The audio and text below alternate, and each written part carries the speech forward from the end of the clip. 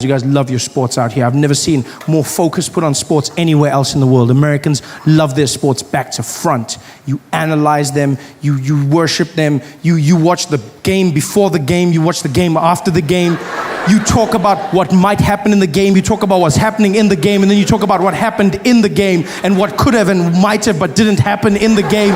It's just the craziest thing I've seen in my life. It's all about statistics. Have you seen sports in America? Non-stop. Guys just come out there. There's no time for smiles or anything. Just come out. And ladies and gentlemen, welcome to it. It's the 2012 Miami Heat up against the OKC. This is the greatest final we've been waiting for in the NBA Finals. LeBron James leading his team out here, averaging 30 points, double-double every single game, 10 points per game just in assists alone. This man is just something else. 90% from the free throw line. He's just gone in. He's statistically gotten better. His team coming in with more. Chris Bosh coming in with more assists, really doing well in the last game. Just like, wow.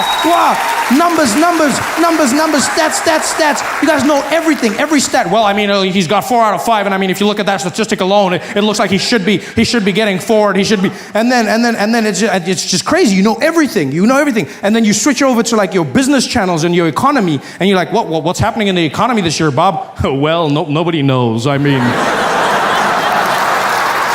nobody knows. Yeah. We thought the housing market was coming up, but it wasn't. But hey, I mean, that's the economy. You never know, right? You never know. What about stocks? Well, I guess stocks, they're up and down. I don't really know. They're up and down. They could go anywhere. It's those are stocks. We don't know. But the sports, you know, you need to flip that around. You need to forget the statistics in the economy. Just relax in your sports. Have fun. That's the sports I watch, is relax, like soccer. I'm a huge fan of soccer, you know. Yeah. Oh, there's some fans here. I love soccer. It's chilled. You hear it in the commentators when a game is being played. There's no statistics at all.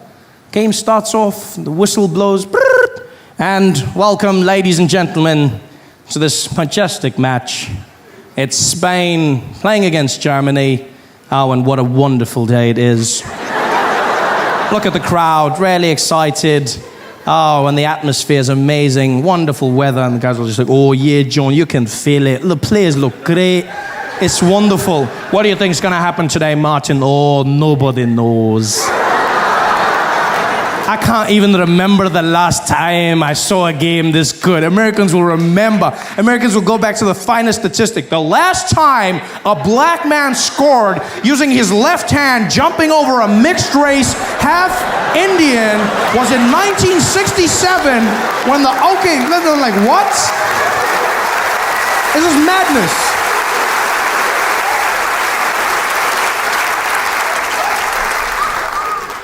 It's all about action in the sports as well, you know? As much action as possible. That's all about action in America. You guys are so action-focused, you will take the ball away from the other team if they do not give you enough action. I've never seen that in my life. That's a horrible way to bring people up. You just go to the other team, you go, hey, you guys, you take the ball. And you've got 24 seconds to get the ball in that net. 24 seconds. And if you don't do it, we're going to give the ball to the other team. You hear me? We're going to give the ball to the other team. Yeah, we know there's a lot of black guys. You try to get past them. That's up to you. Go! 24 seconds later. Bah! You guys, you try. All about action, you know? Because America's different. It's different from the rest of the world. And you don't really know how different America is, though, until you get here. That's the one thing I will say. You know, you think you know. But then when you land in America, in your airports, that's when you know this place is different.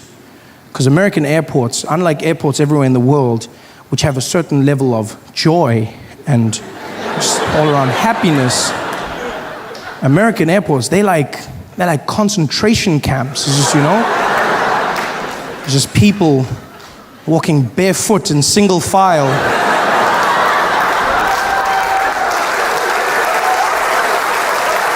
Oh, it's no joke. There's even signs that say, no jokes. You know, and you're like, really? It's just insane. You walk through those airports and you have to do things in American airports you don't do anywhere else in the world, you know? Like you have to take your shoes off. Your shoes come off. And you don't know this as a foreigner, but they don't care. They're just like, yo, take your shoes off. I'm like, my what? Your shoes, take them off. Like, why? For safety, sir. Like, I'm keeping them on for your safety, my friend. You don't do this anywhere. I remember flying into Dubai one year, and as we get into the airport, this woman, an American woman, started taking off her shoes and those guys. I mean, you must understand, when you're in the Middle East as a woman, you're already a sin. And now to be taking your clothes off in public, these guys lost their mind. They were just like, Khalere, what are you doing? What are you doing? What are you doing? She's like, I'm taking my clothes off. They're like, no, what are you doing? She's like, I'm taking them off. Why are you taking your clothes off? She's like, so the machine works. She's like, no, this is a machine, not your husband. You don't need to get naked. Put your clothes on and walk through, you whore. You don't do it anywhere else. But then you come out here, you have to take off your shoes and you have to take your jacket off to walk through the metal detector. And they are mean about it. They will shout to you. They're like, you, take it off. And you don't know what to take off. You don't take it off anywhere else, so you don't know what to take off. So you're like, you, take it off. Take what off? Take it off, sir. Take what off? Take it off now. What? Your clothes. Take them. My clothes? And now you're standing there, this man shouting at you, telling you to take your clothes off. You feel like a child in a Catholic church. It's horrible. It's just, you're just standing there. I mean, I understand the need for security, but they don't need to shout at you. At least, if they tried to be nice, maybe if they chanted instead of shouting, instead of take it off, if they were like, take it off, you'd be like, yeah, woo, security, safe and sexy. They don't. This is a harrowing experience as you come in. And the worst is when you have to go through passport control. Oh, as Americans, you don't feel the pain, but as a foreigner, it's a whole different game. As Americans, you walk through to the US citizens line, and they welcome you back like you on some secret mission. And you're just like, welcome home, sir.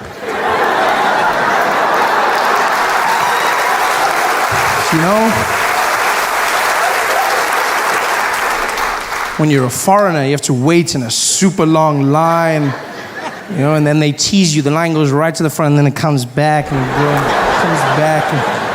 and you finally get there, and you have to wait for that, and they're standing there, and the guys are like, sir, come on. Sir, step forward. Step forward, sir. Step forward. Forward. And you forward, back, behind the line, sir. Back. Get back, sir. Get back. It's a stress. You're standing there, and now you have to answer questions. Horrible, like you don't understand. It's the stress, You're standing there and you don't want to get any of the questions wrong, because just like school, they'll send you back.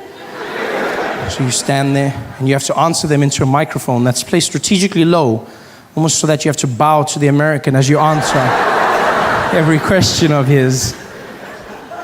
I ask you these questions you feel like you know the answers to, but when you're there, I just handed the man my passport, to which he replied, is this you? Never before have I felt so much pressure to look like myself. I was like, I was younger then. It's horrible. And then he starts rattling them off. It's your first time in the United States of America, sir? Yes. Your first time, sir, is that correct? Yes. Sir, what is the duration of your visit out here? I'm going to be here for 6 months. 6 months, sir? Is that correct?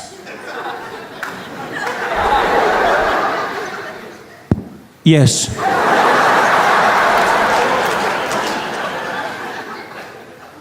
Sir, what is the purpose of your visit in the United States of America? I'm here for holiday.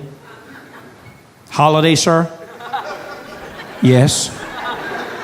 Which one? My one.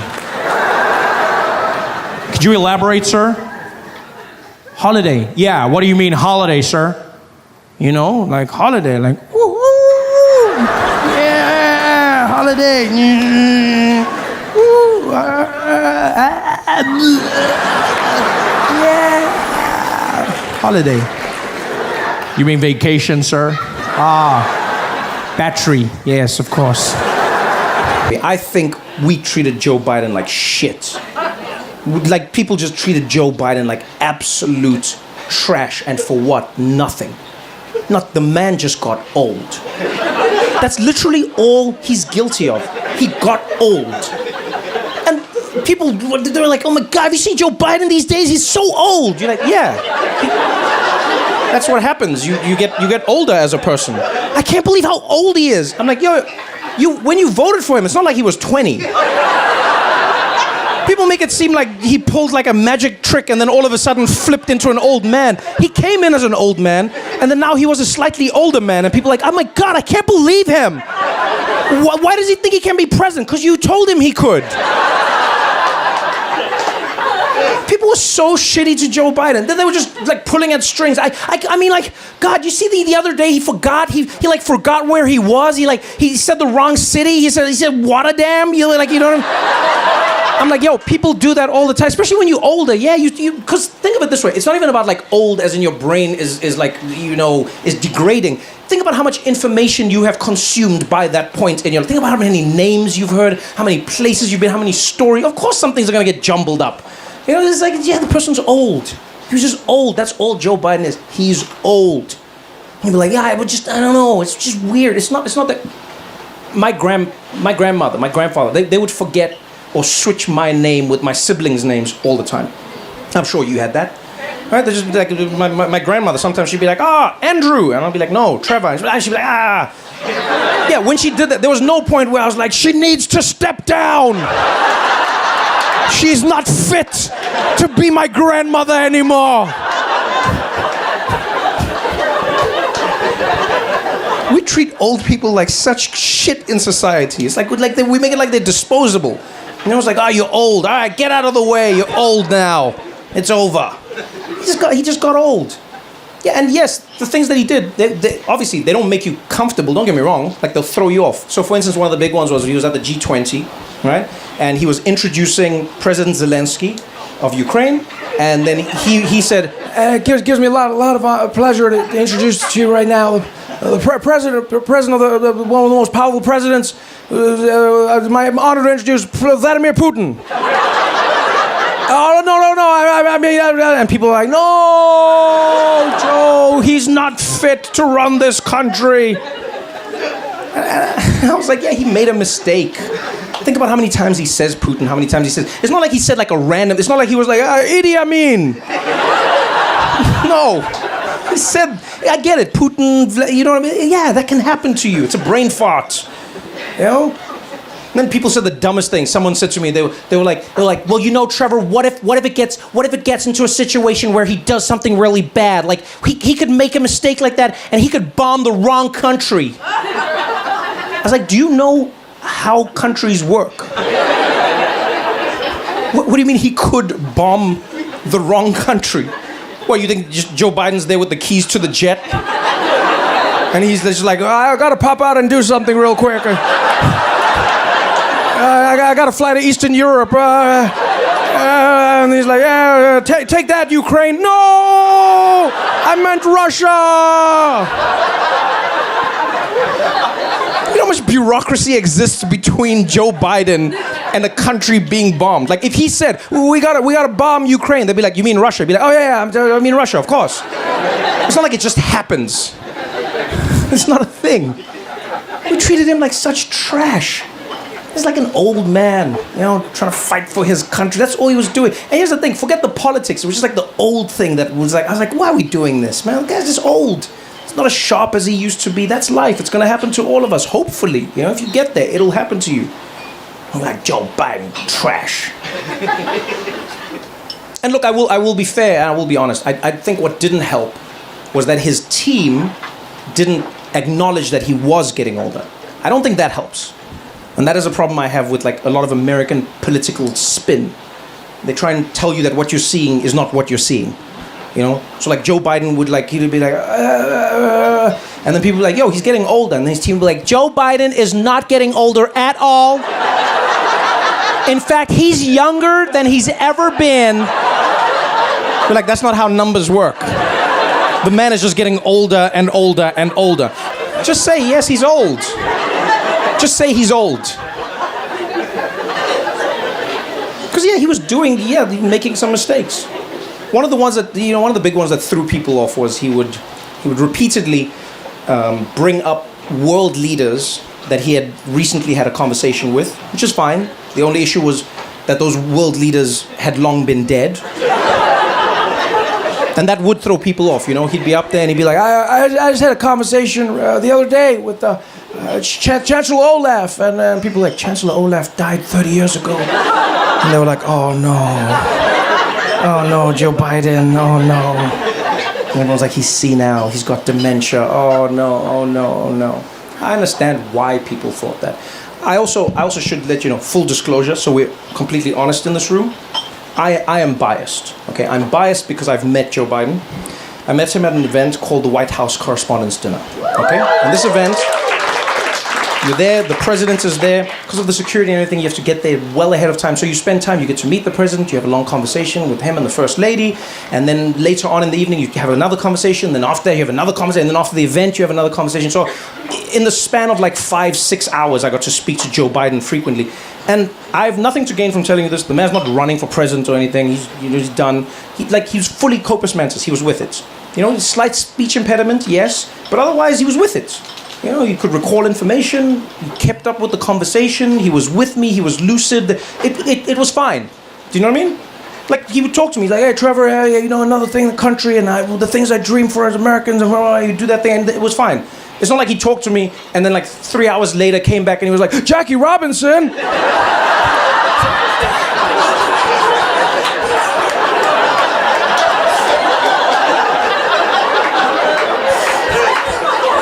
That didn't happen.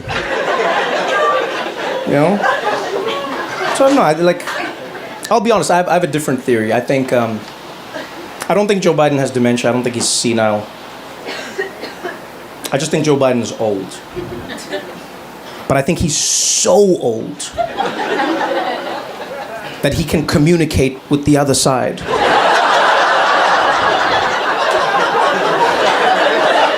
We don't consider that. But he's basically in that space between. That should have been their campaign, actually. Yeah, instead of saying he's not old, they should have doubled down. They should be like, you're damn right Joe Biden's old. He's the oldest president this country's ever had, and you should be grateful. Who better to protect the Constitution than someone who was there when they were writing it?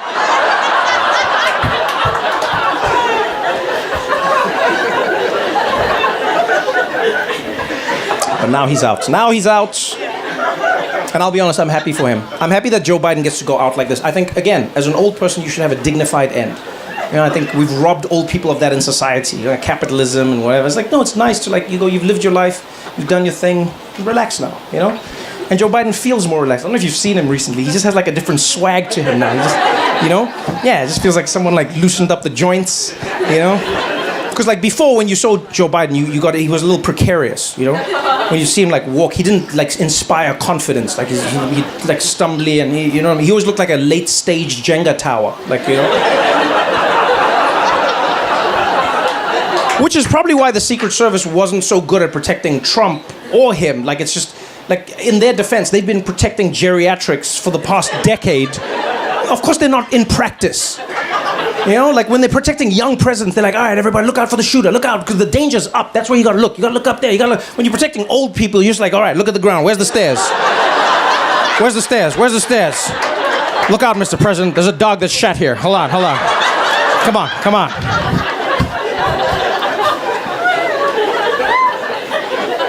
He's got a different sort. Joe Biden's got he's got a vibe now, man. The other day he was at it was like a little, not a rally, it was just a meeting with community somewhere. Some were Biden supporters, some weren't.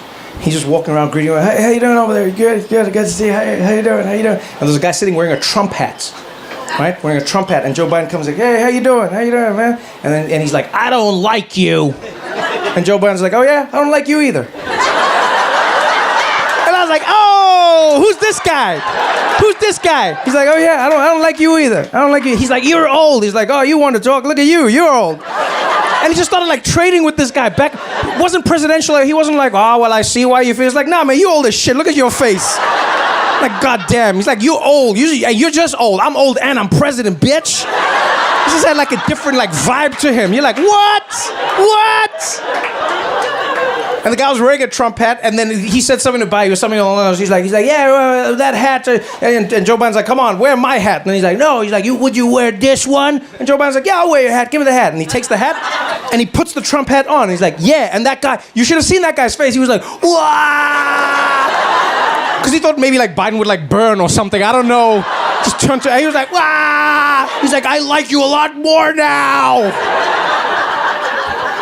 And then Joe Biden just walked away. He just had like his swag. He's like, all right, man, I see you, man. I'm happy for him. That's how everyone deserves to leave, you know? It's nice. And now it means he's out of it, but we're in it. You know, now the world, everyone in the world, because America's elections are the world's elections. You know, now see what happens. Now it's Kamala Harris instead. Yeah, that's good. Oh, is it a woo? Is it a woo for you? Okay. Wait. But what does it mean? What is it? Woo like I'm excited, or woo it's gonna happen? It's happening. It's happening. Damn, look at you. All right. Where do you live? Phoenix. Oh, damn. Okay, that's Arizona's important. No, Arizona's important. Because if you said like New York, I'd be like, rah. But if you say you're feeling it and it's in Phoenix, okay. Because Kamala Harris is not going to be easy. I hope everyone understands that. You know, America has not shown itself to have a propensity to voting for new things. It really has not. And this is very new. Very, very new. You know, because Kamala Harris is a woman. Yes. And she's black. And Indian. Yeah. Now you realize Obama was level 1.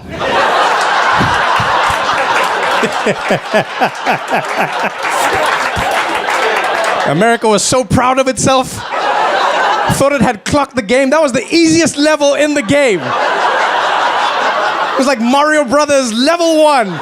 It was like, let's do this thing. Blip, blip, blip, blip, blip, blip, blip, blip, blip, blip, blip, blip, blip, blip, blip, blip, blip, blip, whoop, Hawaii, blip, blip, blip, blip, blip, blip, blip, blip, blip, blip, blip, whoop, Hussein, blip, blip, blip, blip, blip, blip, blip, blip, blip, blip, blip, blip, blip, blip, blip, whoop, Kenya, blip, blip, blip, blip, blip, blip, blip, blip, blip, blip, kruk, kruk, kruk, yes we can, blip, blip, blip, blip, blip, blip, blip, blip, blip, blip, blip, blip.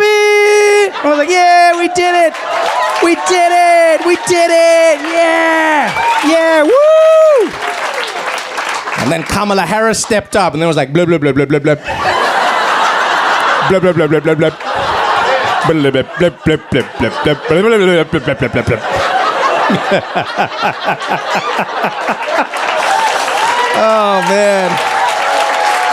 Oh, man. You guys have been so much fun, man. Thanks for coming out tonight. I had a great time with all of you. Good night, y'all.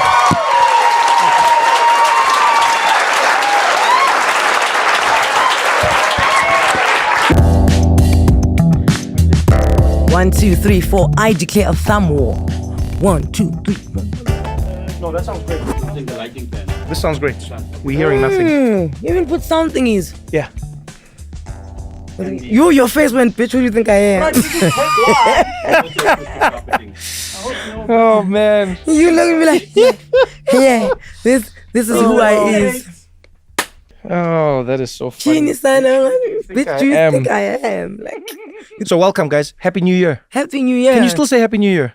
Yeah, dude, of course. Until What do you mean? Until, okay, what's your time? What's your cutoff? I mean, you know, Valentine's it depends Day. how well I know you. It depends how well I know you. Yeah. Okay. So with you guys, it's like, okay, you're pushing it now. But I so only got- we are at the cusp. yeah. All right. I don't People mind you that. close to, you should have said Happy New Year on the 1st of Jan. 100%. Otherwise, we're not close. I've never thought of like a scale, like a gradient for Everything when you is can on say. a spectrum, bro. Yeah, you're truly a math guy for everything. Caesar's got like a graph for everything. The x-axis is friendship time, then the y-axis is. But remember, Caesar didn't have friends. He's got cousins. We are the first friends in that's true, Caesar's life. actually. Please, let's remember So this. happy New Year, guys. Happy New Year. Oh, that's funny. Well, Happy New Year to you too. Yeah, man. Stranger? What do you mean, stranger? I guess we said, if you're a friend, you should have said Happy New Year. Oh wow. Oh, Okay. you came back with that one, Okay. didn't you? All right. At least you're on form. We're in the mix. I think differently about the conversations we're going to have because I enjoy delving into your minds as friends, but also as problem solvers. And then I find sometimes when we have these conversations, like the last one we did on the podcast, people were just like, oh yeah, that was an interesting conversation, and you guys, your friendship. And what I realized is friendship is almost the cooking apparatus that we use to figure things out. Does that make sense? I get you. Because everyone can have a conversation, but I find when you have a conversation with your people, there are extra ingredients and extra tools that you have, namely your friendship, that defines some of the conversation that you can't get with a stranger. I think it's good to have a conversation with your friends because we can say, don't say that one in public. Keep that one here. Wait, do you think that's still a thing? Yes, Yeah. you guys do to us. Wait. No. But and this is an honest question. Yeah. In fact, this is a great question to kick us off because the conversation I wanted to have with you was, what are you worried about going into the new year, moving forward, right? Because a lot of people have like a positive outlook. Yeah. But I'll start with that, funny enough. Do you think cancelling is still a thing? I think it's finished. I think the attempt to cancel is still there. And the fact that there could be an attempt to cancel you means that you could still be cancelled because you could be ducking and diving and catch one stray that does cancel you. So cancelling is still a thing. This is why it is important to ask your friends first. They call them WhatsApp conversations. You know, sometimes you'll tweet something, you'll put it on X or you'll put it on Instagram and someone will be like, hey, first start with your friends with that one. Test that out. Yeah, and then... I think it's definitely still a thing. I don't know. Because guys, if you lose 10% of your income, it's still 10% of your income that you've lost. Oh. Do you know what I'm saying? You're looking at even like micro cancellations. You're looking at like, yeah, erosion cancellations. Yes, like, you know. Oh, I was just talking about like, you're cancelled. It feels like it's finished. Ooh. Like, it feels like we were at a peak. So here's the thing. If I'm using Anela's departure points, right, then I don't necessarily want to take it to cancellation and loss of income. I would just look at it as just how humans interact. And the first thing is some people don't know who they are. That's the first thing. Okay. Then other people know who they are, but they're uncomfortable with who they are. Okay. Oh, damn. So now when you have a conversation, there are certain things that they want to hold back, specifically when they're with strangers, because they don't want the strangers to gain insights to the part that they're uncomfortable with. Like their racism or xenophobia. All of that, yeah. Okay. And it could be anything. Maybe you're a freak. You're just like, too much. Okay. Now, So when your you friends speak to should know your you're a friends, freak. Now your friends already know. Like At least one of your friends. Dude, there's nothing here that I can say that can shock you guys. Yeah, right? at least one of your friends. In the event that you die in a dodgy place, Yeah. one of us must be like, yeah, well. Yeah. So Yeah. now I knew they went there. Exactly. I knew he frequented. you see. A freak. So now we have those conversations. Then you go, okay. Tone it back a little bit. And again, it's not because you fear being cancelled. It's just, again, there are certain things that are just appropriate and others that are inappropriate. That's all it is. Things that are appropriate to air in public and things that are inappropriate. Yes. You Okay. get like inner thoughts and outer thoughts. Yes, I Okay. agree with that. I like how you said this like you studied it in a textbook. It most likely did come from a textbook. You're so robotic in your sociology thinking. textbook. Yeah, no, that's what I mean. But you're so robotic in your thinking that it really sounds like literally the way you said that. There are inner thoughts and there are outer thoughts. Humans only do inner thoughts He's inside. been AI. No, you've been AI He's the been whole time. AI. You really have. All right, so why don't we go around? We'll first. I want the high level of what you're worried about for the year. You know, as we go into the future. And by the way, it's not even just for the year. It's rather what you're most concerned about at the beginning of the year that you think may be a thing. Because you know, like every year has a different feeling. Yeah. Right. So I have two. Do you want me to give you the two now, or is it one round around No, and then one? give us the two now, Okay, and then I want to so- hear Caesar's, and then I'll give you mine, and then we'll see where we kick it The off. first one is my son's turning 10 this year, and Okay. he's reaching the part of his life where he no longer looks inside the home for role models and who to mimic himself on. He's going to look okay. externally. And this wasn't something that was, on, top of my mind until we went on holiday and he made a friend with a discipline problem that by the end of the holiday, I had to say to him, give me your phone.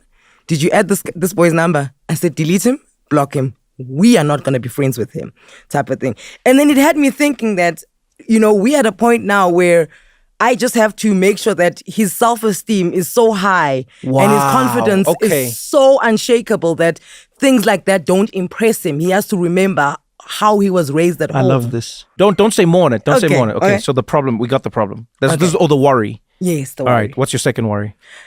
Last year, we had a Christmas party, right? And everybody had to stand up and say what they're grateful for. Yes. obviously people are grateful for, work and, good relationships and, being financially sound. Yeah. Somebody stood up and said that he is grateful for health. Out of 60 people, he's the only one who said that. And it got a lot of us thinking that, we're at a place where anything could be something. Like right now, I have an issue with my shoulder. And I'm so scared to go and check it out because I'm so scared they're going to say it's something like, oh, you've got 6 months. I'm like, no. I've got things to do. I can't have 6 months. And I promise you, my health is something that is just starting to appear in my list of things that I worry about. Think a lot more than it did, because sooner or later, you have to come to terms that you're not immortal. You're not going to be around here for long, Damn, these are very... Okay, these are existential worries in different ways. Cease, what are you worried about? So this year, per se, not too much. Last year, I was worried about maybe the possibility of World War III. I don't think. Oh, so now it's ended for you? Yeah, it's not going to happen now. Wow. These guys fumbled. They fumbled the What? They fumbled the World War III? They fumbled the opportunity to start World War III. Is this Ukraine and Never Russia? heard somebody say it like No, that. all of them. This guy just said Everybody was Israel, they the fumbled US, the opportunity to start World War they III. fumbled the bag. Damn. So, okay, I'm so happy you're now. no longer worried about So World I'm War happy. III. No, you're I like- mean, that's a great way to start. Yeah. But in the short to midterm, I am worried about the type of world that my kids will grow up in. You've got kids. In theory, Okay. All right. yes. You never know. Your friends can now announce things. So, and it's more to what Anele was talking about as well, right? Because you can do everything in your power to protect your children and those that you love within the ambit of your circle, but then they need to exist within a community, right? And when they Yeah. go out, hey man, Anything. I'm seeing that we're just getting too liberal right now, and some of those things are going to come back to bite us. Okay, I like this. All right, great. So Anele's worry is your son is now at an age where he's looking externally for role models.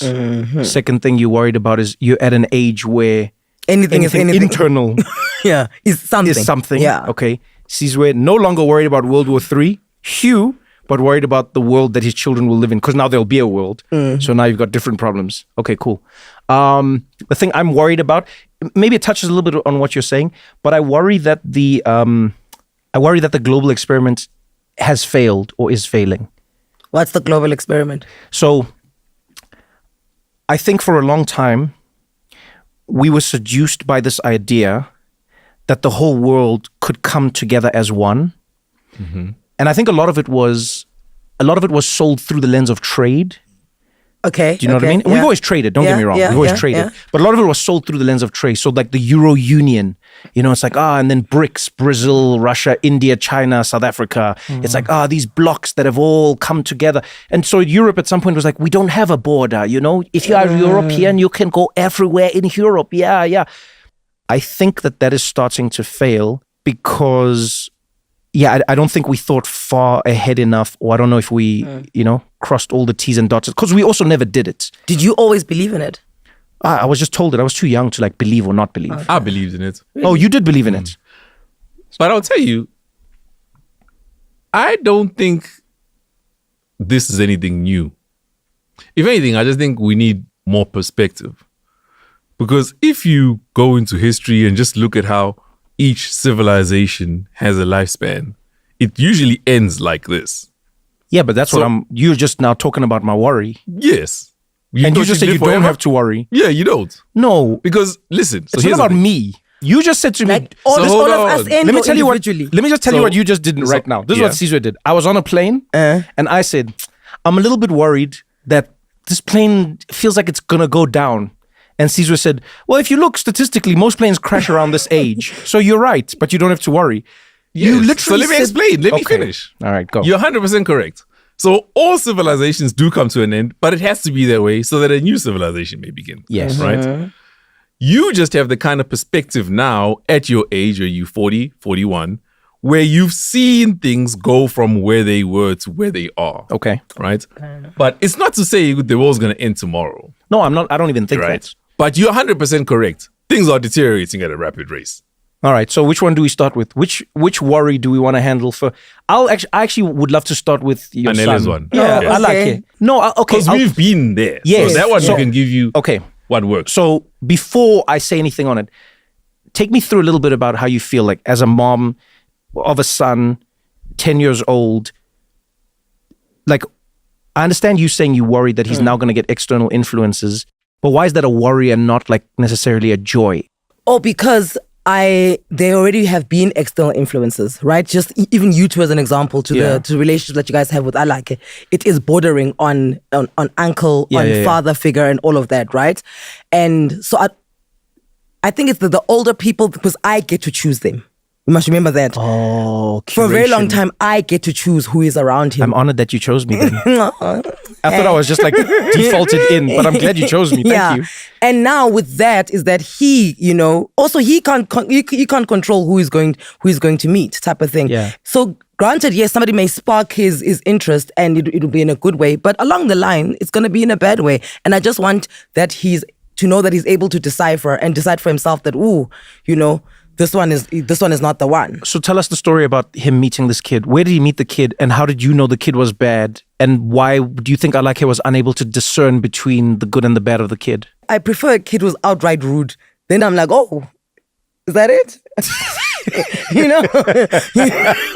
I'm like, okay, kid, let's square up. But this one, it was just like slight discipline issues where if we say, hey guys, let's all go, we're going now. Yeah. He'll stay in the pool. Almost like looking at me to see, are you gonna come in the pool, type of thing. Sizing you up. Constantly sizing me up. But and I suppose that's the relationship that he has with his parents, where he's constantly pushing the boundaries. The boundaries Can I and the just ask, envelope. how old was he? Same age as Alake. They're actually 7 days apart. Wow. They discovered this. We're best friends, Oh. 7 days apart. I'm born this day, he's born that day. So I'm like, oh, okay. So wait, you said get out of the pool. Yeah. Guys, He then looked at you. yeah, like, And then what did you say? I said, Budi, get out of the pool, And he kind of like waddled around a little bit as well. Yeah, because I'm trying to picture, it's pretty gangster for somebody to be wading And challenging you. looking you in the eyes. So he type of doesn't thing. respond? No, he doesn't Maintaining respond. eye But- contact. but- That's a G. That's a G right there. But you see, this is what I'm saying is that come out and say we're fighting, so I know which arsenal to activate, type of thing. So now when you're doing this, That's funny. Oh boy, that's funny. and then so now I take like a few because I was also in the pool. So Oh, wait, you in the pool? no, I was swimming you with were them, in and then the I pool. got Okay, out. got it. So it's also a case of, kid, please understand, I'm not too lazy to jump back in here. I will come and fetch you, type of thing, right? And now I'm looking at Alake, and he's almost like he's at the step of the pool. His friend is inside the water, and his mother's outside. So it was a moment where he was deciding. I was It's a like, psychological tug of war. yes, Uguti, what? Does he want to be good or does he want to be cool? Exactly. So now, that's how I was like, okay, so it was a few of those things. Maybe we're in the room, we're like, okay, we're going for dinner now. Everybody's ready. This kid, I'm like, hey, let's go, 10 minutes. Now we're standing outside. Even my partner's like, wait. But now our child is standing with us. Now we're waiting for a stranger's child, because we just met you. If I may ask, so what heritage is this child? Is this a... Same as Alake. Everything, guys, when I say everything was so this is identical, interesting. yeah. So you didn't even have like a little African swag you could pull out, just a little something yana where you... No, not at all. Wow. Not at all. This is actually more dynamic and interesting. I was picturing a white kid and I was like, no, it's this not a sounds white normal. kid. This is a black kid. Oh, wow. Yeah. When you think about it, Anele's fear, your fear, and my fear are the same fear. Run me through that. So, to kind of like break it down in a nutshell, you just got to ask yourself, are you comfortable with the world raising your child? If you were to set your child out into the wild, in the wilderness, which is the world, Yeah. are you comfortable with the sort of person that come back as? You see, that's why I was... Which speaks to your question and kind of speaks to my fear as well. That's why I was saying that, the job now is to make him so confident and have a high self-esteem and understand who he is, that he doesn't have to be taken by those things. But the truth of the matter is, at that age, because you must remember, we're preteen now, we're going Yes, into 10. yeah. At that age, you are questioning a lot of things. Yes, you know what you were taught, but there are other lessons coming from the outside, and they're not always going to be good. So I'll probably butcher some of it. I'm bad with remembering numbers. But there was a child psychologist who once told me, for boys and girls, it's slightly different. But I believe from like 0 to 2 or 3, it's all mom. It's just all mom, all right? And then I think from like 3 to like 7, 10, and it changes for boys and girls. It's mom and dad in terms of like just like parental household vibe. But then to your point, they say for boys specifically, once they hit like 10, 11, 12, somewhere there, it's all about uncle, as they call it. They say it's all about other men or male figures outside the household. Could be a coach. Yeah. Could be a head boy. Who just like, they're the ones who now... captain of the football team. Yeah, Yes, exactly. The numbers are actually 0 to 7 is mom, 7 to 14 is dad or uncle, and then 14 to 21 is external. But because... But who's external? You gave us such specific ones for the first 2. No, but you must remember that because kids are growing up at a rapid pace as well. Yeah. For me, and this is not this is not scientific, whatever. Yeah. I just think that at 10 now, Oh, we are it's happening, already it's we are happening. already Yeah, external. that's possible. Because also he is going out a lot more than a normal child would have gone out as a 10-year-old 20, 30 years ago. Is there a part of you that wonders if your mom Tai Chi has been enough? Yeah, there is. The fact that he questions it, because you must remember, some people just will go along with it immediately. Hey, let's do this. We go. I can see the thought process in Alake's mind when he goes, and then like, you know, I can see it. I can see it. But also, you know, I've been very careful because I don't want my child to be scared of me at all. I don't want that. Too late. Ha ha. No, I'm joking. That's funny. Oh, wow. Yes, carry on. I'm so glad that entertained you, both of you. It's very funny. You're such a mom, you know? It's just such a funny line. I don't want my child to be scared of me, but I do want him to know that this is the line and this is the line, right? And to respect, and you know, to respect me and just to respect other people, and also to respect somebody's decision that they're not gonna go. Like, you know what? I respect that you want to do this, but I am not gonna do that, and that's frankly really all I want. So now, did you explain to Alake, we'll call this anonymous kid X, why X's behavior is not acceptable in this household? Yes. Okay. Yes. Did he pick it up though? Yes, he did. Oh, so he saw this happening? Yes, and as we're walking back to our room, he was walking so far ahead because he knew that we want to have, you know, the chat with him. But then I did the most gangster thing, right? I didn't say anything because I could see he was like, it was stewing him. I didn't say anything. And I just asked and I said, your guys' behavior at the restaurant was really not what we like about you and what we've taught you. He's like, no, I understand. And then he quickly named exactly what he'd done. This is child X? No, this is Alake. Oh, this is my Alake. one. Yeah. Okay. And he quickly like, but then because we were asking him, because there were a point where they weren't within us seeing what they were doing. But then they came back and they just like disheveled and wet, like they were playing with water somewhere type of thing. Yeah, but he explains what happened. I'm not buying the story, but he explains what happened to my partner. My partner's buying this. I don't know if he was buying it, whatever. Guy to guy as well. They had like a little mano a mano. Then I was like, right. Actually, you handle it. Leave me out of it. Fine, go to bed. 3 a.m. I wake up. Because I want him to tell me the story again as he's just woken up. Go into his room. Go into his room. And this is on a holiday, bro.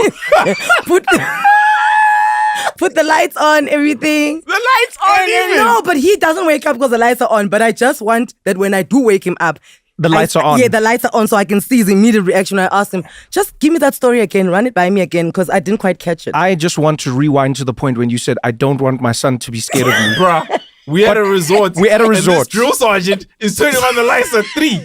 To interrogate you. Bruh. To interrogate you. Switch on the lights. And then I get into bed with him and then I nudge him. I'm like, hey, Papa, wake up. He wakes up, he's like, ooh, is it time for us to go already? I'm like, no, just quickly. I didn't quite hear that story. Wow, Just wow. Run it by me again. What? And then he ran, he said it and I was comfortable with the answer. And then I was like, but you do understand that this is not behavior that we are accustomed. He's like, no, I get it. And I know that it was wrong. And this is why I was apologizing. And I'm like, okay, cool. I just wanted to know that the story was the story and there wasn't anything else that I need to address. And I said to him, because you know that some kids don't come from the same backgrounds and from the same homes type of thing. In other houses, they leave the lights off and they let you sleep until the morning. That's how other houses do it. Words. but in this house. Wow. You know, so yeah, but also when I did that, because then I got back and then my partner's like, oh, is everything fine? I'm like, yeah, it's fine. And then then when I woke up in the morning and I told him, he was like, no, just no ways. And I'm like, yeah. And I said to him, you know what? I've never been a mother to a 10-year-old before. So I'm also winging it, type of thing. Yeah, that's true. Yeah, I'm also winging it. Much like he's never been a 10-year-old before, and with all these emotions and everything that's going on with him. So we're just going to have to figure each other out. And I have to negotiate with a 10-year-old terrorist, essentially. Yes. And just hope that their logic coincides with yours. You know, I don't know if I ever told you the story. So Isaac, my youngest brother, right? Him and the middle brother were staying with me in LA. And they'd come to visit me, and it was this whole thing, and we're there for Christmas. And they now gotten to an age where they're big enough that I have to negotiate with them. But they're still young enough that they do crazy shit, right? So one day we're having dinner together. We order food, and then we plate it. I was like, because I want them to feel civilized. You know what I mean? Because I was like, I'm also the person who eats out the box. But let's do a family thing. Let's take the food out of the box and put it on a plate like we cooked it. Cool. So we all eat. We put things together. Everything's great. We're done. And when we're done, it's time to clean up. And I say, guys, help me. Let's take everything to the kitchen. And I take one bowl, one glass. My brothers stack everything. They stack everything. And I'm like, what are you guys doing? They're like, we're taking it to the kitchen. I was like, guys, take one thing at a time. You can come back, eh? My other brother's he's like, yeah, but I can do this. I got this. I was like, hey, whoa. It's not about whether you've got this. Take one thing at a time. You're stacking everything. You know what I mean? He's like, yeah, but I'll be fine. I was like, no. You think you'll be fine until you're not fine. Please just take one thing at a time. He's like, oh, okay. So I go to the kitchen with the one thing. And now, we're doing that thing where we're crossing. So one person goes to the table, one person goes to the table. As I'm at the table with the youngest, Isaac, we're chatting. I hear a smash on the other side of the house. Glass shattering. And you know what, it's not even I'm like, oh, is there a break-in? I know exactly what glass that was. So go to the kitchen. I'm like, yo, bro, what happened? Oh, yeah, the glass dropped. I'm like, the glass didn't just drop. The glass dropped because you took more things than I told you to. Then he's like, oh, yeah, my bad. Then I'm like, no, not your bad. Not your bad. I told you the thing. So now we're having this and he's not even fighting. He's being very polite and everything. And so now the youngest is running with the stuff. So he's doing one and one, but he's sprinting back and forth. So I'm like, okay, no running. So many rules, Trevor. This is what he says. He's like, geez, bro. He's like, so many rules. I'm like, yes, these are the rules for how you make sure that the stuff in your kitchen stays around, right? And also you don't hurt yourself. You see? So he's running. Guys, at some point I go, yo, I said, walk slowly, take the things one by one. He's like, yeah, but I run all the time. I'll be good. I was like, yo, just take the things one. He's like, but why do I have to do it, yo? And I'll never forget this. In that moment, he's like, why do I have to? And I was like, because I said so. And when every parent flashed in front, I was like, I have become death. He became Raven. But did he accept that? No, he didn't. But I've always said my youngest brother is probably the smartest person we've ever had in our family. And the most emotionally intelligent. He sat with it. He did what I said. And he came back maybe 10 minutes later. Now there was a weird feeling in the house. But he came back to me and he said, hey, Trev. He said, I just wanted to apologize for what happened. I didn't mean to offend you. I was like, yeah, I get it. I'm sorry too, And he says, but here's the thing. He's like, the reason I keep asking you why when you tell me to do things, it's not because I want to undermine who you are as a person. He's like, it's because I don't understand why you're doing things the way you do them. So if I just do them the way you do them, I never really believe in it. I'm just doing it because I've learned it as a rote identity. He's like, but if I actually learn why you do it the way you do, then maybe I can adopt it as my own. And then if I'm challenged by somebody or something one day, I'll know why I do it. So the reason I ask you why is not because I'm challenging you as my big brother. It's just because I really want to understand why you actually do it. Because I don't want to be a robot. I want to be a human being who believes in my actions. So, you know what it made me realize is I realized that every parent and every adult figure in a child's life will have that frustration. You are bound to be frustrated because you are proposing every idea through the lens of logic and experience. But your kids, rightfully, I think in many ways, are also here to test what those boundaries are. If every child, even us, think of us, the three of us sitting here and everyone who's listening, if you did everything the way your parents did it, half the time you wouldn't be where you are. You wouldn't have discovered a new way to work, a new type of job, a new career, a new country, a new language, a new sport, a new religion, a new style of dressing. A new relationship. Yeah, like you literally have to break what they've taught you to make something new.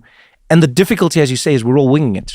We don't know what will or won't work. It's just in these moments where you go, look, when we say get out of the pool, get out of the pool.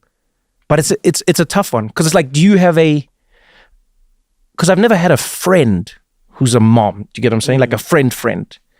Thanks, Trev. No, what? I'm also like, damn, nigga, there's a way to break up with a friend. No, what I'm saying is, so what I'm saying is, I've never been in the position where I can say this to you and ask you honestly, like, do you have it's not like you can have a fixed number, but do you have a number of how much you're willing to tolerate his boundary pushing because you think it might be what creates something bigger and more beautiful than you've ever considered?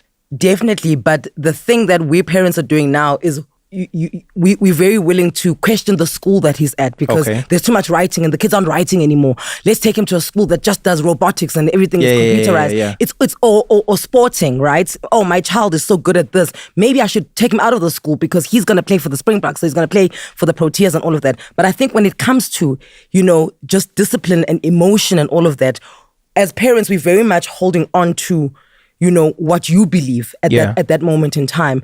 It's very difficult. And I tried very hard with my son, where I'm like, okay, level with me. Let talk to me, explain to me what was your thinking when you were doing that. Yeah. Right. So that I can understand, because like you said, I'm 40 and he's 10 and we really, we different times, right? Different times, different ways of parenting as well. And I didn't have that with my mom or my dad. It was what they say, sure, That's the rule. That was the rule. It's also because it's like, I'm paying for the house, I'm paying for this, so, as long as you live under this household, under this roof, you are going to, type of thing. And I don't want that with the house.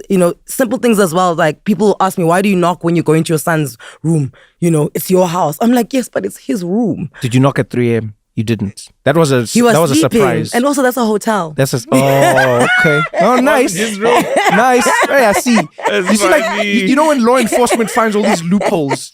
Oh, we didn't need a search warrant because it wasn't your home. In all fairness, the visit was sanctioned by the Minister of Tourism, right? Gave you keys to the city. So like, why do you knock? And I'm like, because I want him to knock when he's coming into my room. Right? Yeah. You want to model the behaviors. Yes. And here's the thing, is that I want to show you that I respect your privacy, because everybody else in the world must also respect your privacy.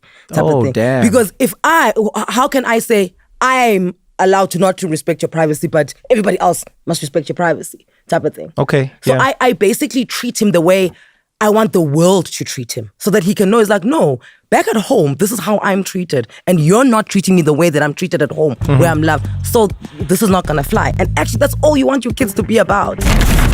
We're going to continue this conversation right after this short break.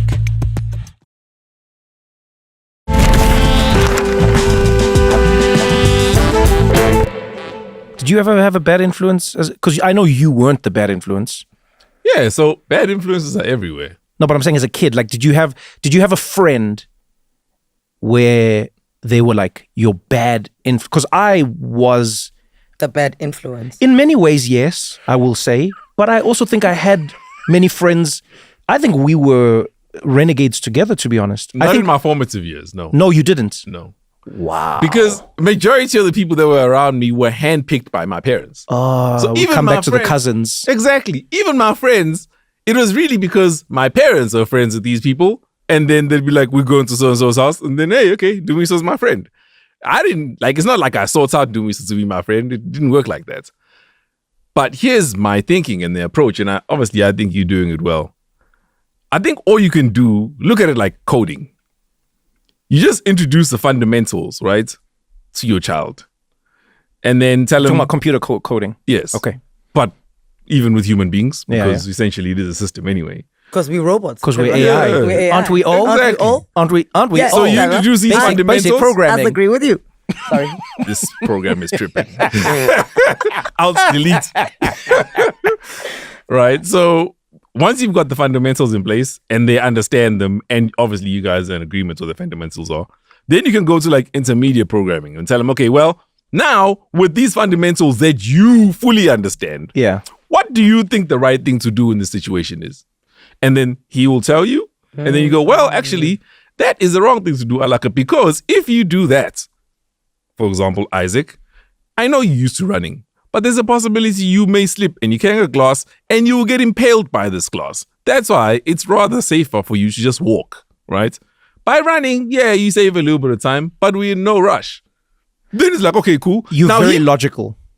but that's how life is. What else now? You sound like you've never been a child. No, but listen to me. Guys, right? I knew, let me tell you something. Yeah. When I was opening the TV in the living room. Yes. As in opening it like you when I want to was see what's unscrewing inside. the whole thing. Yes. Okay. Ooh. Logically, I knew everything. I unscrewed the TV too, but I had logic for it. Okay. I wanted to see how the TV works. Oh, same with me. And as a result, I was able to fix things at home. I was a guy, like, dude, maybe by like 8, I was a handyman at home. And my dad understood I couldn't have been the handyman unless I broke my toys.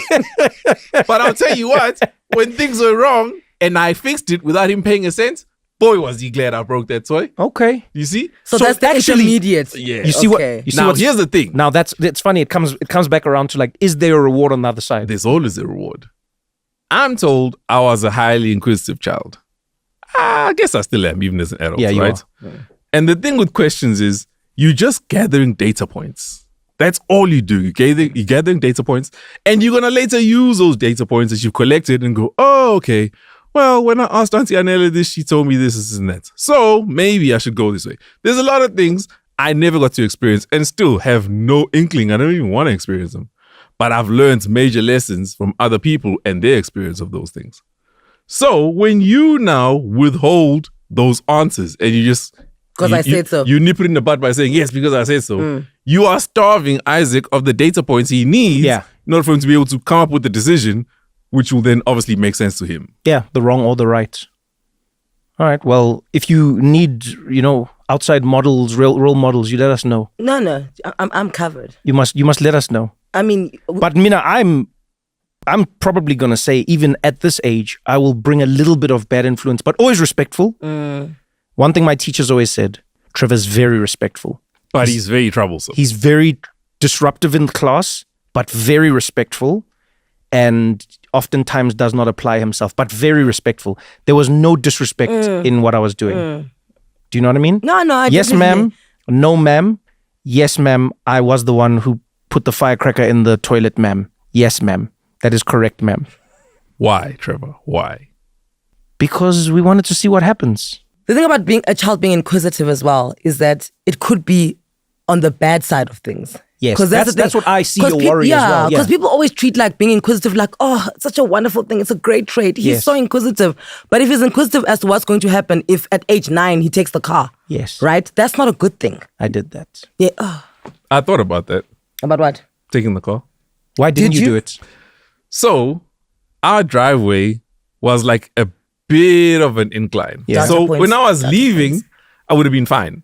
But then when I was driving back, the car obviously would have had like hummed a little bit. Then I thought, what if my dad thinks the car's getting stolen and then he shoots me?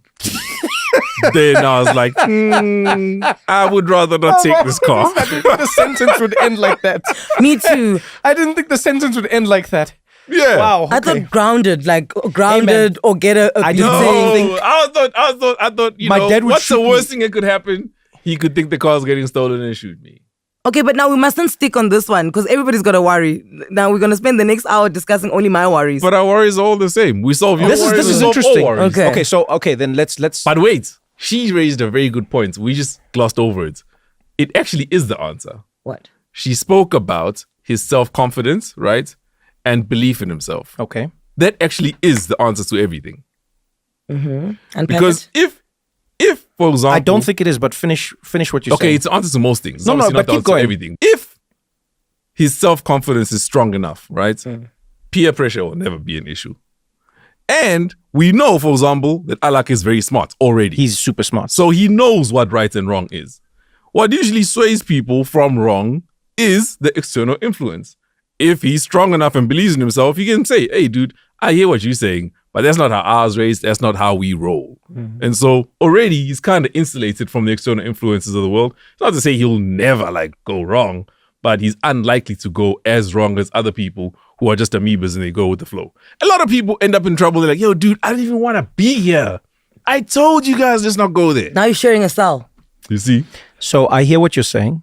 One caveat I'd like to throw into this and one counter argument is if we live in a world where everyone completely believes in themselves, I think we have a little less social cohesion.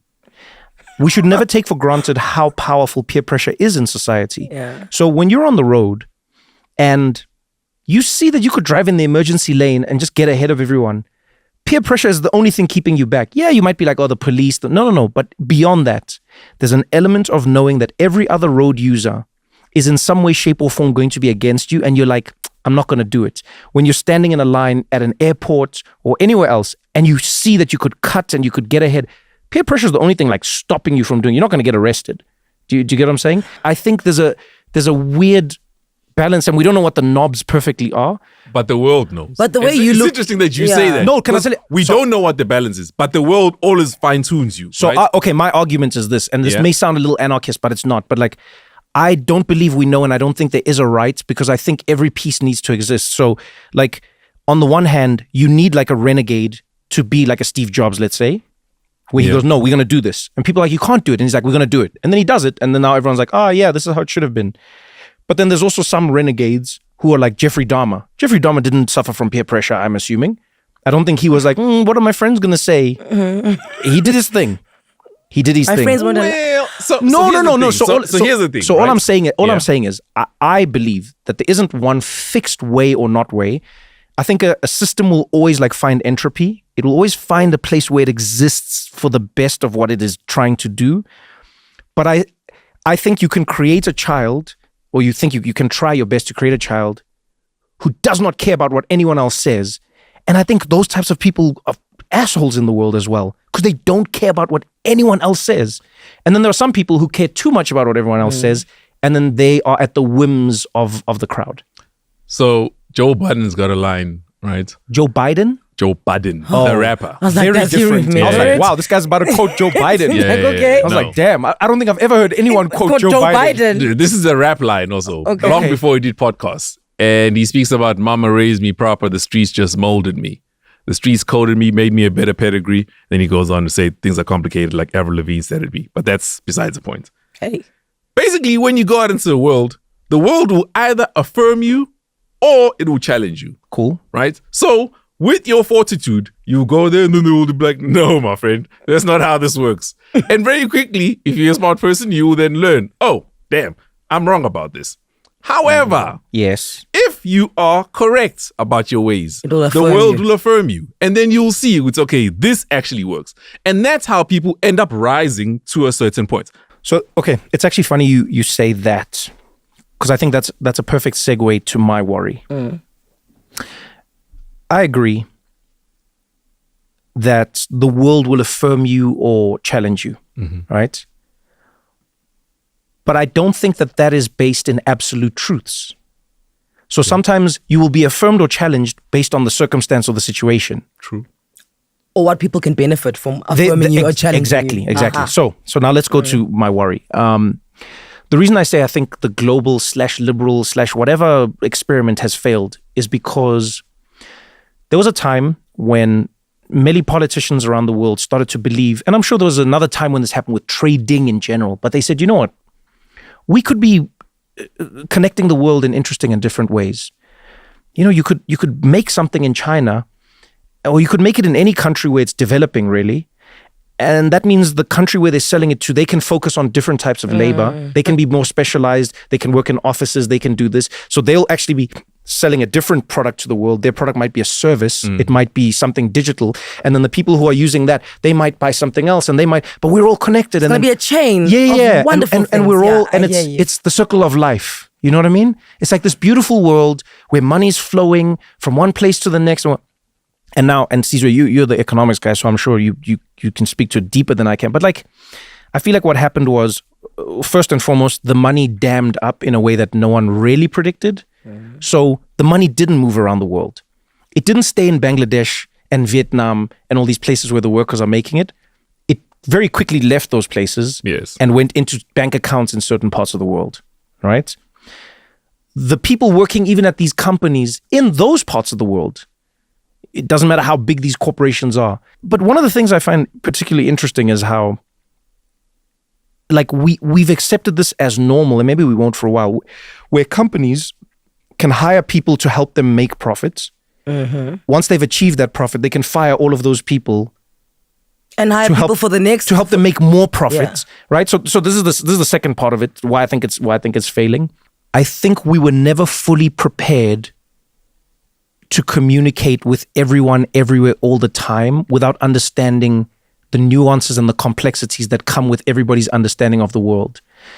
In the same way that we're worried about like what we say to aliens when they arrive. Not even when they arrive. You've seen we've sent like things to space. Signals like and we've sent capsules. And then they'll choose. They go, we've put some Mozart, some Beethoven. But there's also like crazy shit we've sent. We've sent like a random like rock and roll song that could sound like a war anthem. I don't know. Or maybe Mozart sounds like war to an alien. I don't know. Right? You really don't know. When you said we've sent really crazy sophisticated shit, the thing fighters. that came into my mind wasn't that. I was like, oh. No, but we've also sent like plants and seeds, and we've tried to send what we think encapsulates the human race is what we've done. Ooh, that is a very, very risky thing. Because what does encapsulate the human race? That's exactly my point. And so maybe each country should send something. Even then, and so now I'm saying social media as a whole, the whole connected idea of it, forget like actual social media. Yeah. I just don't think we ever prepared for it. We never prepared for a message to cross borders and cultures in the way that it does. It may connect us in moments, but I think it's ripping us apart at the seams in more places than we ever thought. So I think that's why I think the whole thing is falling apart. I think in South Africa, where we are at right now, I think we're going to see only more xenophobia. We're going to see more people not wanting immigrants to come into the country. And in many people's defense, by the way, not just in South Africa, in the US, in Europe, etc., if we use the binary, we can be very quick to say, these people are hateful. It's very easy to do that, right? But the underlying issue is true in many places. But I think you've got a global view because you are a global person, right? We can scale this down and realize that it's always been like that. It's just that now we are aware that it's happening everywhere else as well. Let me take it back to South Africa. Yeah. A person who was raised in the hood and a person who was raised in the rural areas, they are aliens to each other. Okay, so the hood versus the village, essentially. Versus the village. Yeah. There we go. But then even in America, somebody was raised in the South, and I'm a Southern belle. Yeah. Do you know what I'm saying? As opposed to somebody who was raised in New York, those people are also quite alien to each other. Yes. Right? And that is a country. I just feel that because you've been everywhere in the world, it is a lot more heightened for you that you think that. No. So this is what I mean. I mean that the experiment it felt like it was working for a moment. So here's the thing. I mean, I can't speak to the second part of your thought process because that's more sociology. But the first one, which is economics, that makes sense. And even if you look at any economic textbook, it really it dictates that things will be that way. Because capital, by its very nature, is monopolistic, right? Right. There are 4 factors of production, we are told. We're told it's capital, labor, entrepreneurship, and then, I suppose, land. But really, when you think about it, there's only one factor of production. It's capital. Because with capital, you can buy the other 3. Right. That's why the effect has been that money has always pulled back to money. Yes. Because once you've made the money, you realize, okay, I no longer need the labor now. I can build AI and that will substitute the need for labor. Yes. Right? Okay, I no longer need entrepreneurship. I can go to India and hire a CEO. Okay, I no longer need, for example, land. Yes, right? exactly. These are all the things. Capital will always supersede everything in a capitalistic society. So it's called capitalistic. Right. I don't call it laboristic. Or landalistic. I want to live in a landalistic country. Yeah. No, but so I agree with you. And what I'm saying though is this was an experiment. Remember, we're always conducting an experiment. Like you said with your son, you're winging it. We're also winging it. I think this is something we should always acknowledge as people, and I think not enough politicians do, and not enough leaders do, They make it seem like we know. So I've seen people who talk about like socialism. They know. People talk about communism. They know. People talk about capitalism. They know. But I'm like, guys, you don't know. We're all winging it with as much information as we have. We're gathering data points, as you say, right? So there was no communism until there was. There was no socialism until there was. There was no capitalism until there was, right? What I'm saying is this experiment that we're conducting now, I worry that it's failing. But I worry that it's failing because the reason I worry about it failing is because of the ramifications on the other side. So, but that's how revolutions come. This is my That's point. the reset. You Everything see, has a reset. You see, this is my point. I don't like your tone when you say these things, Sizwe. You say very... will happen. They No. will be But doomed. he says it in a very... Your tone is positive. But the message you're giving is like, you're like, yes, well, that's a revolution. Because that's what happens. That's a reset. That's a matter of fact. And everyone's going to die. Yes, but your tone, you must deliver in like, well, that's a reset. You are worried that you're living on the cusp. Yes, completely. He wants to miss the revolution. We, not me. Yes, all of us are. You I want to think- miss the revolution. No. You want to be here for it. No. I don't want to be here for it. Trevor doesn't want Do you want to be here for a revolution? I mean, I think in many parts we... You want to be here for the you don't. No, revolution? no, I don't want to be here for a revolution. Let me tell you something about a revolution. yeah? It's disruptive.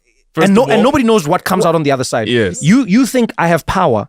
A revolution completely disrupts power. You think, oh, but I'm of the people. Revolutions also squash the people. Yeah. And the outcome of a revolution is not predictable, right? And Wasn't COVID a revolution? oh, it wasn't a But revolution. Trevor's right in that it's obviously, it depends what sort of person you are, right? It's better to be living in very calm times Yes. and steady times. Yes. But you learn a lot if you're living on the cusp because that's where majority of change takes place. I mean, this is true. Yeah. But if you look at us, we literally went from analog to digital. That alone will blow many people's minds. Yes.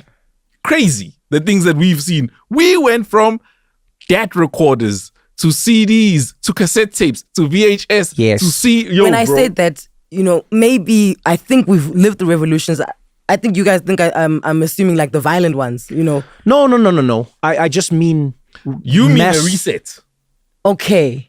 So you're saying I'm talking about a reset and not a revolution. Yes. You're going to have to then give me the difference between those. A revolution, you'll know. Blood will be spilled. Not necessarily blood was spilled, but you wouldn't be sitting here talking about COVID as a revolution. You'd know for a fact. Then give me an example of a revolution. Cuban The Arab Spring. Revolution, yes. Well, Arab Spring somewhat. But regimes change. yes. Presidents Okay, get- violent then. not Not necessarily. necessarily. They can be peaceful. Like in 1994, South Africa had a revolution, but a peaceful revolution. More or less. More or less. No, okay. This is what I mean. I'll just throw them out at you and maybe you'll understand the picture that I'm seeing. Let's say in America, right? It was interesting to see how even amongst themselves, the Trump MAGA crowd is experiencing like a fraying connection between the people. Yeah. In a microcosm, you look at the Trump party. I don't call it the Republican Party, it's the Trump party. You would think within that world, everyone would just be like, yeah, we know what we're doing. We're doing it, right? Look at the thing that happened with Elon Musk and the H-1B1 visas. Elon Musk is rolling with Donald Trump. They're like, hey, we know what we're doing. We're planning this new world order. Elon's like, hey, man, I have a new best friend. I paid $250 million for him, so I want to hang out with him all the time. Trump is like... Trump needs his mom to come to me at 3 in the morning. Trump is like, you're a bit of a loser. I wanted your money. Go away. That's because you can see Trump knows cool and not cool. Yeah. Like you saw when Trump was sitting with Obama. Ooh. Say what you want, but He Trump was loved like, that. Trump was like, this guy's cool. Yes. You could see he was like, all those fancy He things was of trying his. to make him laugh. He's like, Yeah, "Ooh, yeah. listen And he to was this making joke." him laugh. Yeah. Trump was like, this guy's cool. I need this guy's approval. Exactly. Because Trump knows cool. Say what you want about him. I like. Say what That you is want about funny. Say what you want about him. So, when I look at the Elon Musk thing, it's amazing to see how quickly what I'm talking about is affecting everyone. Because Elon Musk and his people go, all right, now we know what we're doing. Trump fans and supporters are like, actually, no. Like Steve Bannon goes, no, hey, I actually don't like this agenda. Why are we hiring these people from India and from these places to come and work on these companies? Elon's like, because we need them. Then Steve Bannon's like, no, we don't need them. We need them because we haven't created a world where Americans are the ones that are needed. Then the tech guys say, yes, but like Vivek Ramaswamy and Elon Musk, they say, yeah, but Americans are not trained enough and they're not smart enough. Then these guys are like, oh, you're saying Americans are stupid. Is that what you're saying? They're like, no. And then the other guy's like, yes, I am saying that. Then he's like, why don't we train Americans? Then he's like, no, because it's not supposed to work like that. And then even within that little confine, you see the thing falling apart. The promise hasn't been delivered, right? Because white Americans were told, stop your factory things. We got this. Don't worry. So what's going to happen is you're going to just move forward, right? And your company, you're going to wear a suit and tie, and you're going to have a different job and you're going to get great money. Worked for a moment. Then companies, as you say, capital does what capital does. Companies were like, we could actually make more money with less. And why are we paying American workers when we could be paying people from India or Bangladesh less? And even if they come into the country, we can force them to work a ton of hours, because what are they going to say? No? And they'll be a lot more appreciative of the dollar. Exactly, because they have a visa. Utilitarianism. Exactly.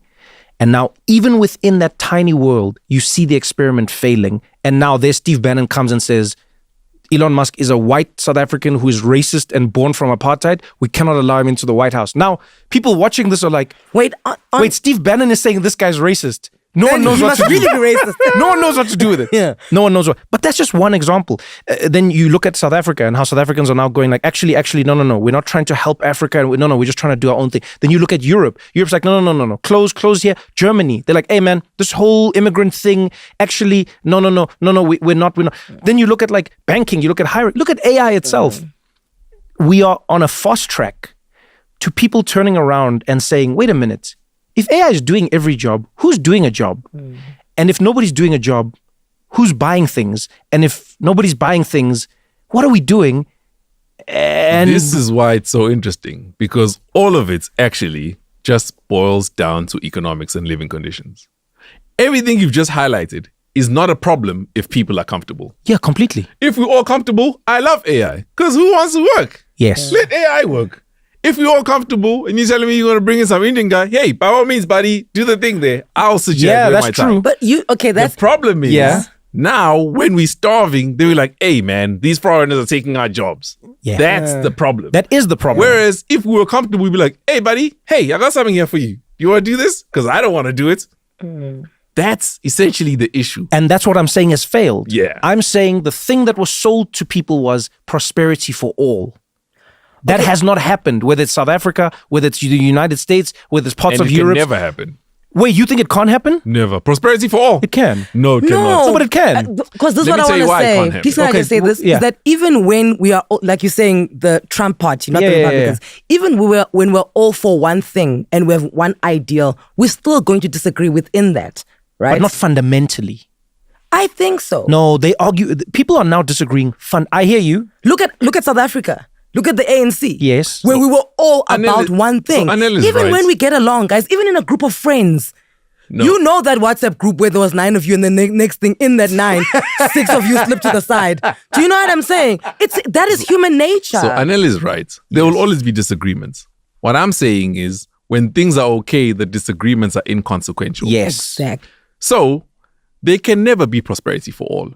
Because in order for people to prosper, there needs to be productivity. And the productivity needs to come from somewhere.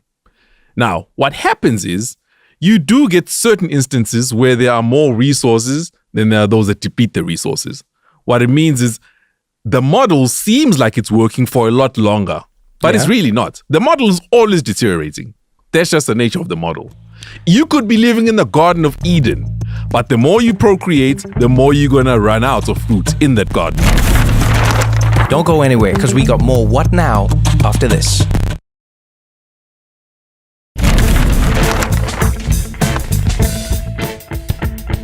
This is where I disagree. I think a lot of the scarcity that we think is real in the world isn't real. That's the first thing. And I think a lot of it is created by institutions and companies that need you to consume. So for instance, a simple example is your phone, right? Everyone has the new iPhone until Apple releases the next iPhone. It is literally, even the day before launch, you have the latest iPhone. And then one day later, you now have an old iPhone, right? So, Well, no, so wait, you're so- right. The so issue is not scarcity. It's about the distribution of resources. that's why That's what the so problem what I'm is. saying is I agree completely. I'm saying we are, and we have been, and look, there may not be a perfect world for this, But I think there's also a lot of artificial scarcity and a lot of artificial I agree with you. distribution that has now And it's at an all-time high. Yeah, right? guys, I agree with you. The perfect example is water. Guys, I don't understand how we live in a world Where where water is owned by companies and we are all going to have to buy water from corporations. Guys, everywhere in the world, you're I going to... read that about LA. That a couple owns all the water in LA. It's a farming family. They own like water. You're like, how do you own water? Who did you buy it from? But that's my point. Who owned it before you? But that's my point. Because the water goes under my house as well. How come I can't stop the water? And do you see what I'm saying? So now, Caesar, I get what you're saying economically. But I'm saying that's why all of these things, I worry that we are going to hit too many at the same time. Okay. And that thing is going to be... Okay. It will be. I don't know if it will be a revolution, but I think we are on track. Unless there's some sort of correction somewhere, we are only on track for a mass ending correction type thing, revolution, whatever you want to call it. I cannot see another way. Well, luckily, all of this has been thought of. Even the thing you just mentioned now about water going under your house. Yes. So, for example, the Romans, because they came out with land ownership, they basically had a definition of what land ownership is, right? It'll be, I guess, the square meters or whatever the measurements will be. Yeah. And then it'll be everything on and above the ground belongs to you. Everything below the ground that belongs to the state. Okay. That's, for example, what our mining laws are based on here in South Africa, right? So if the water is flowing on top of your ground, that's your water. But the underground water is not yours. Yes, but the problem is the state. Now, is it fair? It's obviously not fair, but I hear you. Yes, but and what is a state? A state is a collection of people. It's a fiction that we've all agreed to. So now the problem is when the states sell it to private people, where do we end up? In revolution. So, by the way, Caesar is not helping me at all because he's affirming everything I'm saying. Yeah. Imagine if we were doing that with but you know what he's imagine saying? we were doing He's that with saying Alake. it was supposed to happen that way. But you guys also did that with me. That it's supposed to happen. No. It's like Nas' second album. It was written. Yes. Thank you, Joe Biden. But remember what my original statement was. Yes. I'm worried that the experiment is failing. Because remember, what we're also doing as humans is we're constantly trying to undermine the natural order of things. We do it with our health, right? So back in the day, your shoulder, you would be gone. Now you may not be gone. Yeah. Right? And I think this is something that's important to understand is that one of the main things that makes humans humans is that we've challenged the very fundamental order and nature of life and the world. And we file it under progression. Yeah, but we fight it. So we go, actually, maybe you shouldn't die of an infection. Yeah. And then you go, Or maybe you shouldn't die at all. Remember the guy you interviewed? That Yes, exactly. himself? Yeah. Yes. Or maybe you shouldn't die at all. Yeah. Right. So the reason I say I'm sad and I'm worried that the experiment is failing is because it was an experiment. People thought that if you put goods and services, or if you say that things are going to be manufactured in poor countries, it's going to bring them up. And then that'll free up the developed countries to do different types of jobs, and it'll bring them up. And then they will sell their ideas and it'll bring them up. And there'll be this beautiful loop. And we will all raise, what is that? Rising tides raise all boats. That's what we thought. What we didn't know was some people have boats that have water pumps and they're taking a lot more water and the tides are not rising everything. So now that's what I was saying is my worry. When my good friend The world Caesar was is kind a enough to Ponzi say, scheme. you see? This was a good episode. Yeah. And I like the fact that there's no solution. We just threw the problem out there. We're like, bye. Here's your worries, niggas. Bye. This guy. That's it. That's on you. I actually see a very hopeful future for your story with your son. Of course. That's what I mean. So I go like, oh, you just have a problem or a worry about a potential problem, but I feel like there's many solves for the thing. He's never leaving the house. That's funny. So that's as a friend, and then my friend has said to me, no, don't worry. All your worries are correct and it's going to end. That's what he just did to me. Because you must never be a doctor, by the way, Caesar. Actually, he needs to be a doctor. No. He would be the person who just walks in and says to you, you're out. Statistically speaking, you were going to die anyway. So, I mean, I don't even know why you want to do the surgery. Save your money, spend time with your family. You see? That's what he would be saying to you. No, you should not be a doctor. Be the shortest episodes of House ever. Just walk in. So, okay, let's do Caesar's. So your concern is, you worry that? So, generally speaking, as you correctly point out, the world is continually deteriorating. Yeah. Right? And I feel like Wait. I'm not saying continually. Let me be on record of saying that. Well, I think we're in like cycles, and I'm saying now. No, we are in cycles. Okay. But obviously, in the cycle, it's continuing to deteriorate. Okay. We haven't hit rock bottom yet. Okay, great. It's Okay, only cool. going to stop Yes. deteriorating. It's going to hit Yes. rock bottom. Then we're going to need to rebuild. Okay, cool. Now, I worry that in the short term, because life is relatively short, right? To raise a kid in that environment is going to be very tumultuous. And the tools that personally I had to navigate the world, I see those tools becoming more and more useless every day. Can you give us an example of those tools? I mean, just general things like, for example, bullying, a very simple example. Yeah. Right? There used to be a safe haven for bullying. These days, there For isn't bullying? really. Yeah. Sorry. I feel like I'm mishearing you. Safe haven for people being bullied? From being bullied, yes.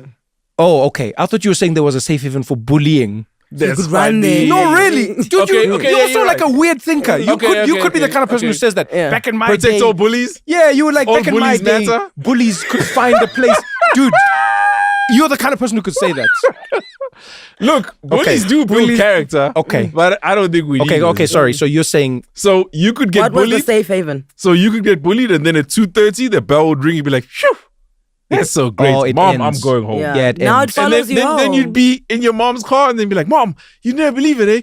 These guys are gonna beat me up, and then you pitched up right in time, and now the guys are beating you up in your mom's car, and your mom's like, Caesar, why are you in your screen?" And they pummeling you. You know what I mean? So that's just one simple example. Okay, got it. And again, it speaks to that thing of yours, the interconnectedness, because we didn't prepare for all of this. 100%. 100%. And when you're a kid, you really don't have the broadened vision to know it's actually what I can do, just turn off my phone. Yeah. I think as adults, we also don't necessarily have that. It took me, I'm trying to think of when this changed, maybe somewhere pandemic-ish, somewhere. It took me a long time to realize if I don't know it, if I don't even acknowledge, it's not even happening. I know it sounds like a weird thing. People are like, no, but people are saying things about me online. And I'm like, yeah, it's not really happening. Unless, you know, because I Don't you think, feel like our youth kind of primed us for this though? in what way? Specifically like our youth in showbiz. Dude, we came out in a time where I guess the review would have been, hey, the ratings, the show sucks or whatever. Okay. That's why when I see the kids that grew up now in the social media age, Yeah. right? And I see how seriously they take social And how media. they crumble when Yes. someone does say I can something. understand it because for them, they were made by social media. Yeah. And if you're made by social media, you feel like you can be destroyed by social media. Okay, to channel my very wise younger brother, he would argue that we and the youngest of our generation is experiencing that. He says they're not. He's like, you guys, like Bane, he's almost like, you merely adopted. You merely adopted social media. I was forged in social media. Like, he goes, no. You and your youngest think that. He says, our generation, we're so robust because we were built by that. He's like, we actually don't care. He says, we don't really care about the thing, and we don't. He even showed me like aesthetically. I disagree with No, but you. I'm saying he showed me like aesthetically. Go look at like Gen Z and lower. Look at their Instagram, their TikTok. It's not aesthetic like millennials and above. It's not. They're not trying to show you a perfect picture of avocado toast. No, they just want to show you a vibe. They might even show you the crumbs. That's their picture. And his argument is that we think of it as being something that is infinitely harder to tackle. But he's like, it is only the reality that they have, right? So he goes, I think your situation was worse. He's like, because Where we entered striving for perfection because we didn't know how this thing works. no, but not even like he argues. He goes, yeah, we get bullied online, but he's like, but you guys got bullied like physically, and there wasn't really stuff you guys could do about it when it was happening physically. And then he goes, I can make friends online. I can look at a video on TikTok about how to be a boxer. But he argues that their reality is different to ours, but it comes with its own pros and cons, and they're fine with it. Yeah, I think he's correct. In fact, in that analogy, I would think I'm somebody like Tony Hawk. I'm like the geriatric in a skate park. Oh, yeah. That's how you are on social media. Yeah. Because I'm with the kids throwing the mud. Heavy. Because you were Oh, man. literally throwing the mud on the playground. Yeah. Okay. I think your brother's right, but I think there's very few of them that are like that. The rest of them, and if you had to look at the stats around, mental wellness and Yes, anxiety yeah. and all of that, a lot of them are not thinking like that. So for me, your brother is the hippie. One thing I will We throw gotta into go, that. guys. Yeah, The we'll, lights are we'll wrap. really- We'll wrap. One I'm thing. reading late. This nigga's even calling me. All right. Come. So one thing I will say to that is, I think it's the same. Guys, one bully at my school terrorized 3 standards, like 3 grades. Yeah. One bully. Do you understand what reach that is? Yeah. One, guys. One bully would come to the tuck shop, cafeteria for those in America, and would take anything and everything and do whatever they. So I understand what you're saying, but I feel like we were also that generation. I watched people get terrorized by one bully, and a whole school could have done something and didn't do anything. And we were all just like, that's them. You're just like, pray to God they don't come your way. Yeah. And so what I'm arguing is I don't necessarily think that they are softer or like, I just think that because it's so foreign to us, we see it as being more that way, but I don't necessarily think it's... And It's the same problems, just a different iteration. Yes. Okay. But that's how generations are. Yes, that's what I think. And then I actually think the mental health thing, I think it is more important to look at our communities, like our real communities versus our social ones. I think we take for granted, forget the bully, forget the social media, forget all of that. We take for granted what a physical touch was. Yes. Yes, I got bullied, but at least my bully touched me. Okay. Do you know what I'm saying? At least Even my the lights bully, are like, no. at least I felt my Even bully the lights skin. are like, no. All right, you know what? We'll Wrap it up, wrap it up. we'll continue this. Go catch your flight. Bye bye. Get out of here. Thank you. I love you guys. We love you so All right, much. go catch your flight. Don't get bullied. Whatever. Or if you do, make sure they touch you. The thing around touching is so that I can assess your strength, ne? Because when you are bullying me and you touch me, I can assess, okay, maybe I can fight you one day. Yeah. But digitally, I don't know what your strength Yeah, is. that is one thing I think is worse. That's the only reason I'll agree with you with the bully touching you. Okay, I'll throw you another one that you might agree with. And I mean this genuinely. Every kid who bullied me, Made you a better person. saw me as a human being. And I saw them as a human being. Because they didn't perpetually bully me. And they were not perpetually bullies. They were kids who played sports, who ate food, who caught the bus, and then they were the same way like your job doesn't define you, hopefully, in life. They were like, no, I work as a bully. But I'm also still a human being. They laughed. I remember walking into school and the bully would be there and be like, Trevor, you. And I'd be like, bruh, come on. And be Again? like, yeah. And then he'd be like, okay, but tomorrow. That for me, I don't see anyone doing online. Because I know this sounds like a crazy thing to say, but even though that bully was a bully, because we shared the same space, because we breathed the same air, because we looked into each other's real eyes, I knew who that bully was. I knew their name. I knew where they lived.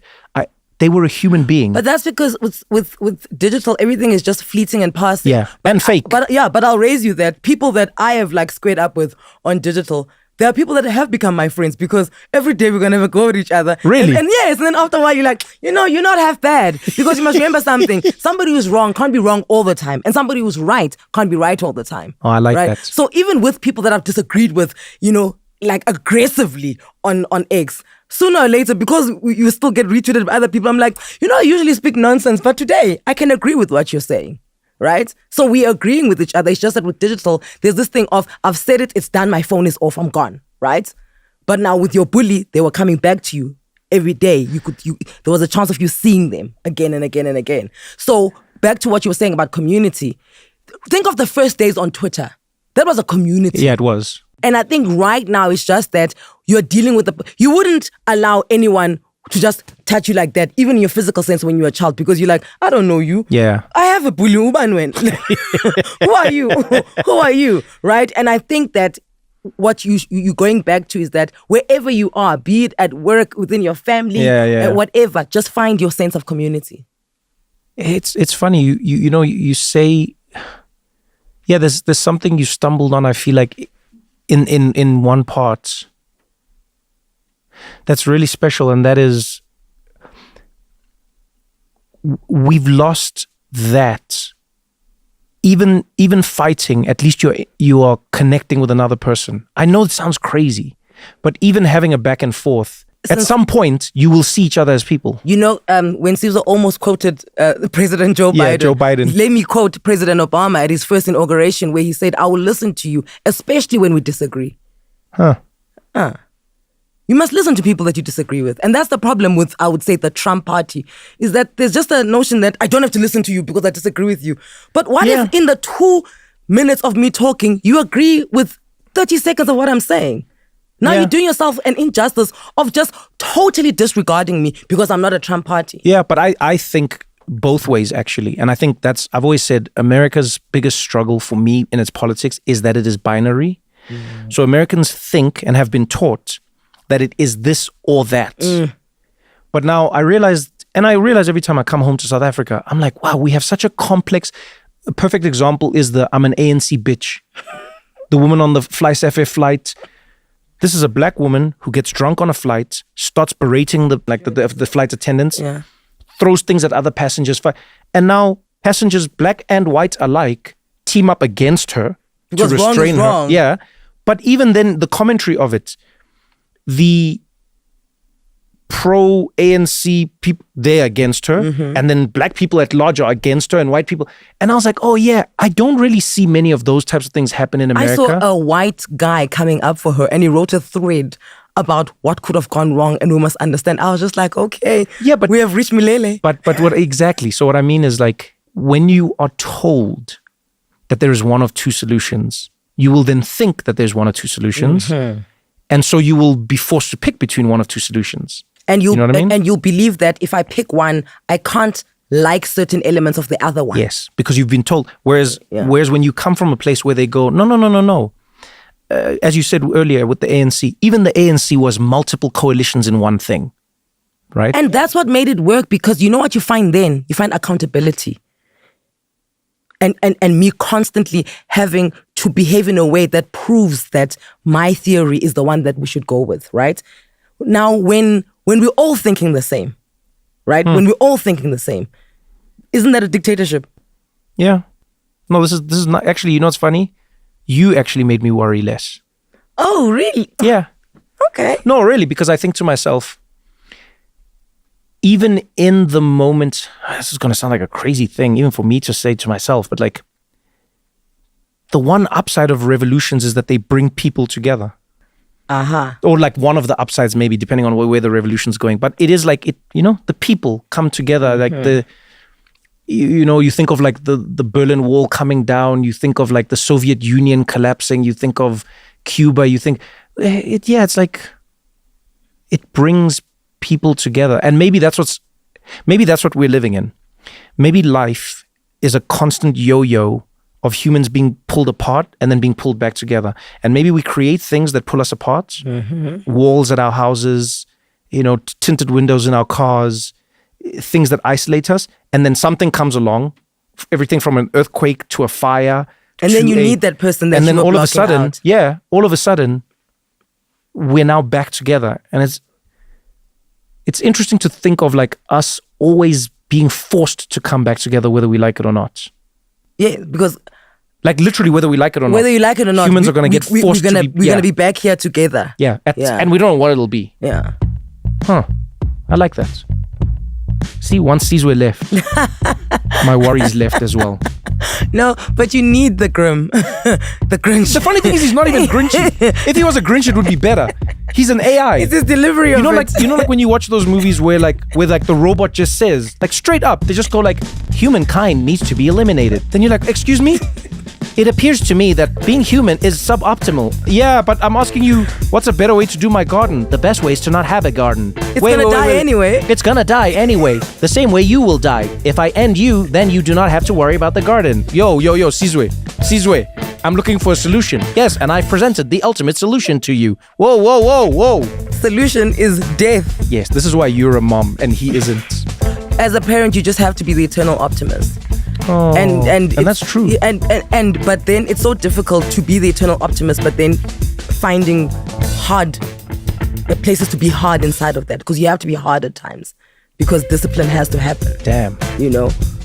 So you know what it is? It's a yo-yo. Yeah. We separate, but we're gonna come together because somebody has to drive you to school. I love that. Thank you, Anizi. Thanks for joining me. Thank you. And thank you, Sizwe, in your absence. Check how good this thing smells. What is it? It's Oh, the thing, the... What's that? My hand lotion? yes. Yeah, I'm doing it. Jesus, this is amazing. I'm doing it. I smell like. Is this just an excuse for you're just trying to show us your ring? That is funny. I don't need any excuse. I've noticed since marriage, you've taken like the amount of hand gestures you do. Rubbish. I always spoke with my hands because I'm militant. No, you see, you spoke like that with your hands. Yeah. You've been with me for how many years? You've never complimented my hand cream. And then now you're like, oh, the hand cream, smell it. Move like you've just scrubbed in. Smell it. Smell it, please. It's a good day to save lives, people. Congratulations. Do you know what I was thinking? we haven't been on the podcast since you've been married. Oh, yes. No, what I was thinking when I was on my way here is that you basically have a podcast all around me. Because the first time was when I was turning 40. That's true. And then the second time was when my movie was nominated for an Oscar. Yes. And now I'm engaged. This is the What Now podcast. Thanks to Anele. Write me my check. So how does it feel to be a wife? I'm like spoiled. I'm pampered. It's nice. Like Oh. I do nothing, which is great because I I've thought it would done be the other way around. No, yeah, that's what they try to sell us women. That you must cook, you must clean. None of that. The real marriages is the man that does everything. Wait, so you don't cook anymore? I do cook, but that's all I need to do. Oh, okay. Like absolutely all I need to do. Yeah, because I was going to be like, you not cooking is A bit of punishment for me, especially. No, but for everyone. us as well. No, but for everyone. It's just as like a concept now. Now I have like a vested interest in destroying your marriage. Oh, no, don't do that. No, I'm saying if you didn't cook. I'm saying if you didn't cook. Okay. No, I promise you, it's so nice to find a partner. Like I've literally found an equal. Like he's my partner. He's my dude. He's my guy. And That's amazing. Yeah, I feel so protected and safe, and it's just the entire thing. Also because he's the one person in the world that I don't have to convince to be on my side. Oh, he's automatically on your He's side. automatically on my side, but in public. But if we get home, No. That's the whole point of a relationship. And then he feels babe. In public, you say, I'm with you, I'm with you. Yeah. And then when you go, yes. It's the opposite of Elon Musk and Donald Trump. Oh, yeah, no, totally. Yeah, they were supposed to do it. If they were married, they'd do it the other way around. They just went together too many places. That's another thing that I've realized. That's how every relationship ends. Exactly. Yeah. There's no ways that you guys can beat. I mean, every time we saw Donald Trump, Elon Musk was there. That relationship, that's going to fail. How have you been, sis? Are you married? Maybe.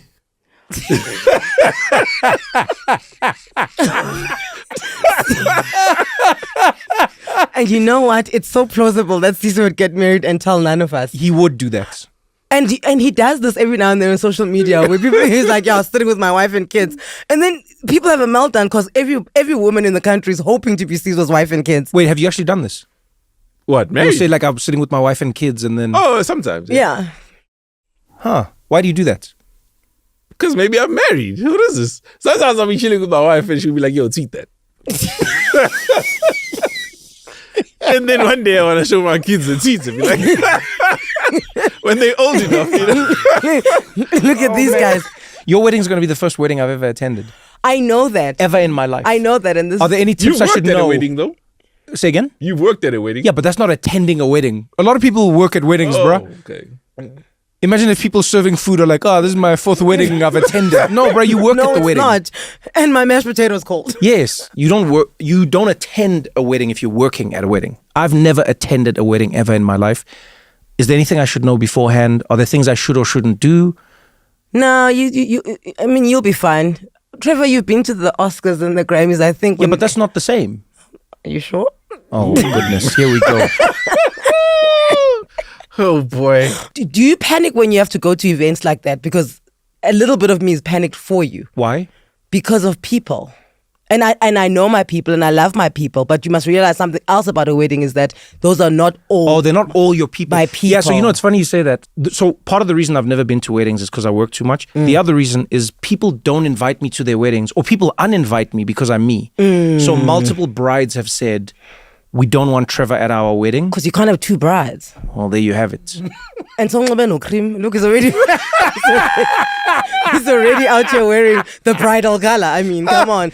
No, literally, Yeah. people have said to me, they go, so then the husband will have to come and tell me, hey man, we're getting married. I'm like, oh, congrats. When's the, and they're like, yeah, that's what I'm here to tell you. she asked that you don't come. And I'll be friends with both of them. And she's like, yeah, I just don't want Trevor there. And you know what? People don't understand. I have a hard rule that I do not take photos at weddings with people, right? Because it's all about the couple. Please leave me out no of it. selfies. No selfies. Okay, would you none of would you that. be offended if I came in a disguise? No, I'd actually be quite entertained. Because I was thinking about this the other day. Michael Jackson used to go out in full prosthetic makeup. And I was like, maybe I'll come as like an old man from somewhere. Just like make it interesting. And then when people say, oh, where's Trevor? He's here. Yeah, you just go like, he's here. You didn't see him? He's here. I'll just put you at my dad's table. Yeah, and then I'll people just be think like, I can just be like some old man from somewhere. Anele, I've known her for many years. So exciting, Anele. What a wife. What a wonderful time. And they're like, who is this guy? I'll just be like the life That's of the party. actually a good idea. I'll be the life of the party. And then what? As the evening progresses, No reveal. no reveal. Yeah, No reveal. Okay. I just rolled through your party. Actually, Just rumble Yeah. Stillskin. Jean-Manuel. Oh, yes, I've known Anele for many years. but do you not want to be seated around your friends? I do. But then people are going to be like, who's the random guy with Kaya Xolisa and Jean-Manuel, Sisa? we've known him for years. That's all you got to say. You are one of those people where no one will wonder why you know a random French person. This is true. You've traveled the world. This is very true. You're close friends. There's shame. There's a poor French person who's gonna get accosted at the wedding now. Everybody thinking people are gonna be taking pictures of this guy, and he's gonna be like, guys, oh no. And then they're like, Trevor. Trevor, let's have a picture, Trevor. Trevor, don't be like that. John Trevor. Manuel! Oh boy, man, it's gonna be crazy. The reason I invited you here, my friends, is I realized the other day we've never played a game of If I Ruled the World together. If I rule the How does it world. work? Yes. Hey, you know what? I knew you're going to want like the rules, and I'm going to have to break them down for you. Anele will just play the game Yeah. because you're a normal human being. Sizwe is a robot, so I have to explain this to you. It's If I Ruled the World, but don't think of it as like it's not like it's magic, but it's not magic. Okay. It's a thought exercise. So it doesn't need to make sense. It's the whole. It's better if it doesn't make sense, but your motives need to make sense. And what you're trying to do is convince the other two people that your idea of the world should be implemented because you justify it. Do you get what I'm saying? 100%. Sizwe, go. If I rule the world, all elections would be at the same time. All countries, it's like, yo, man, elections on this day, same limit terms, and we all go to elections and we vote and then we rule. Huh. There's more to it, so I can add to it as we progress, but that's a starting. Okay, so if you ruled the world, everyone in the world would have their elections on the exact same day, Yes. exact same time. Basically, you're doing Terms like, would be aligned. yeah. You're My doing, question then, even countries that don't have elections, you would say, Well, so, you laugh, but she raised a very good point. What a random question. That was so great. No, you raise a very good point. So when everybody else has elections, Yeah. countries like North Korea. Burkina Faso, you just load your gun. That's the day you load your guns. Okay. So if your exchange of power happens via violence, you get popping off that day. May the winner- so may- you're may the not winner- judging how they elect their leader, Yeah. but you just want it to happen at the same time. Yes. But wait, So that- why? So that the person who comes into power with every other person, and then you guys lead in unison. Yeah, I like the idea, but I'm worried about a few things. Okay, first of all, do you not worry that if we do this, you could create a world where everything goes wrong at the same time? Because let's look at the world right now, right? Yes. So Donald Trump won the election. Before Donald Trump won, many countries in the world were swinging right. Right? So in Canada, they were leaning right. The right-wing party was going to win. All over Europe, right-wing parties were going to win. Like, this was everywhere. It was, people were leaning right. Donald Trump wins, starts playing with the I like economy. this. He's playing right into my trap. Yeah. Okay, no. Why are you setting traps? What kind of friendship No, has traps? it's not a trap. So anyway, but no. But now, so everyone, and then what happened was people went, actually, wait, we don't want that. Yes. We don't want that, so we're not going to vote that way. And then Canada flipped the other way, right? So the Liberal Party won, and then around the world, this started happening in other places. I think Australia had a similar outcome. So aren't you worried that if everyone votes at the same time, everything can go wrong at the same time? So you're 100% correct. That would happen. Or that does have a potential to happen. Yeah. Right? But that's actually not a bad thing. That's a good thing. In fact, it's one of the mitigating factors of disaster because the greatest risk is inequality. Some of the greatest countries actually fail because they do so well while other countries are doing so poorly that people flock to these great countries. Then these countries get burdened. Healthcare, everything really starts to fail because everybody's going there. If we're all failing, nobody's going to leave their country because where are you going? So every zone must be a war zone, right? And then that doesn't necessarily way, have to be war, but if the economy is tanking, it's tanking everywhere. I'm telling you, there's going to be no 46 refugees going to the US. Because everyone's a refugee. Yeah. Everybody's going to stay at home and pull their own weight. Where are we going? Let's just fix this. no, I don't think that argument holds water because then I'd still want to go somewhere else for better weather. Okay, yeah, you can go for better weather. Yeah, know but what I'm refugees saying? don't travel for better weather. I don't know. Okay, I understand. South Africans have changed yes, let's be the honest. definition of refugees. Yes. Yeah. South Africans really have changed the definition of refugees because before this, refugees only went to another country because like they had to and they had no life. And their bags didn't have wheels. Our refugees, they were dragging their luggage. Yes. Normally refugees have baggage, not luggage. This is very different. Exactly. So, yes, I hear what you're saying, but I don't think people will travel for weather. But I do think Anela is right about places still being better than other places. Yeah, so places will inherently be better than others. But you want to tank it all at once or win all at once. Well, the idea is not to tank anything. The idea is actually to progress all at once. Because now, here's my idea of the leadership, right? Okay, go. It's essentially the Avengers of each region. Let's speak about Africa, maybe, to start off with. Okay. When you look at the liberation of Africa from colonialism, obviously it gets staggered, but majority of the good times happened between 1955 to like maybe 1965, right? This is the good times for Africans or for the colonial powers? No, for Africans. Okay. That's when most getting Africans... getting Okay, independence. okay, cool. 100%.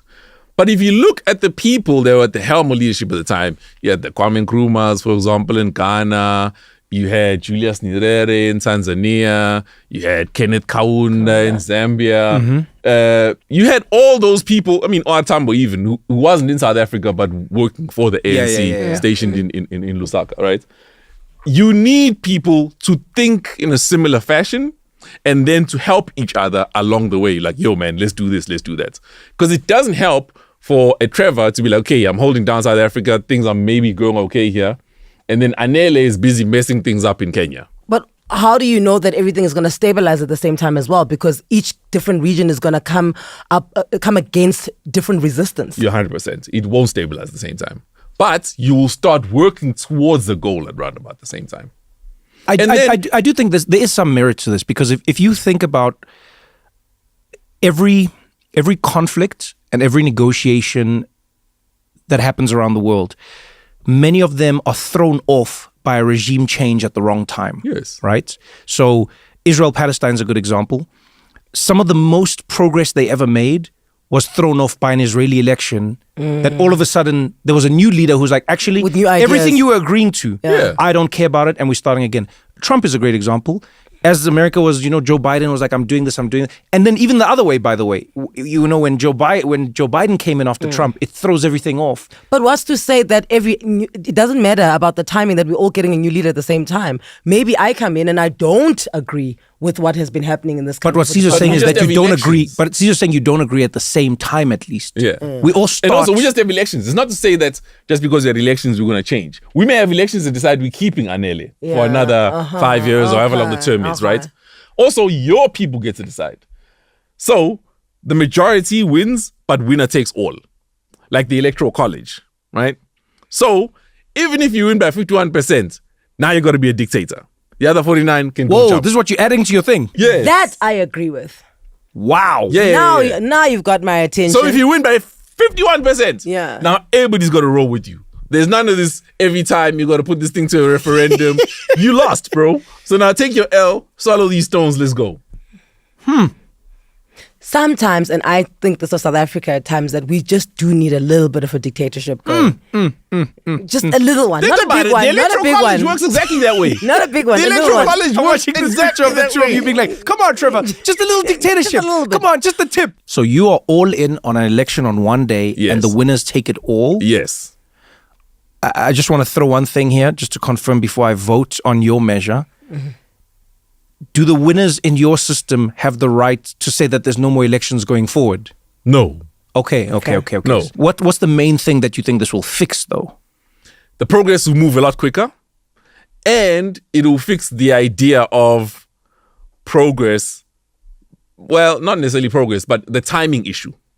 A lot of what we have is also just the timing issue, which you've already mentioned.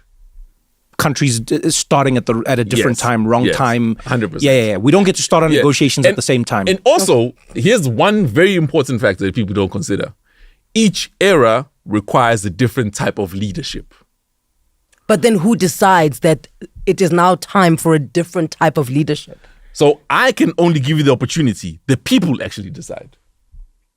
So what will happen is, on aggregate, the people will elect the people that they think they need the most. Then I'll say, okay, this country has decided. This country can go left. That country can go right. But they're all going to go wherever they need to go at that time. I'm not, when you started, I was a solid no, but you're making swaying me. sense. No. I mean, look, sense is the one thing you always make. The thing I worry most about is like feasibility. But sense, yes. No, it's not feasible. You're going to be the first person who's ever argued against themselves. Talk myself in front of the out of world. it. Let's Talk go. myself out of the W. Let's go. Okay, so if you look at game theory, Game theory. yes. Basically, there are certain models that help us determine what human behavior is likely to tell us and do, right? So I'll use the stag theory for one. If us three decide that we're going to go hunting, and we can either go hunting for a stag. If we get a stag, we are all going to eat. Yeah. So much so that we're going to be full and there's going to be meat left over. But the tools for us to be able to hunt a stag are very particular tools. When we leave the house, we need to decide. We're taking whether stag tools. Yeah. Or we can all go hunt for rabbits. Now, all three of us need to contribute to be able to get the stag. But if you want to go hunt a rabbit, you can do it by yourself. And you eat it by yourself. Yeah.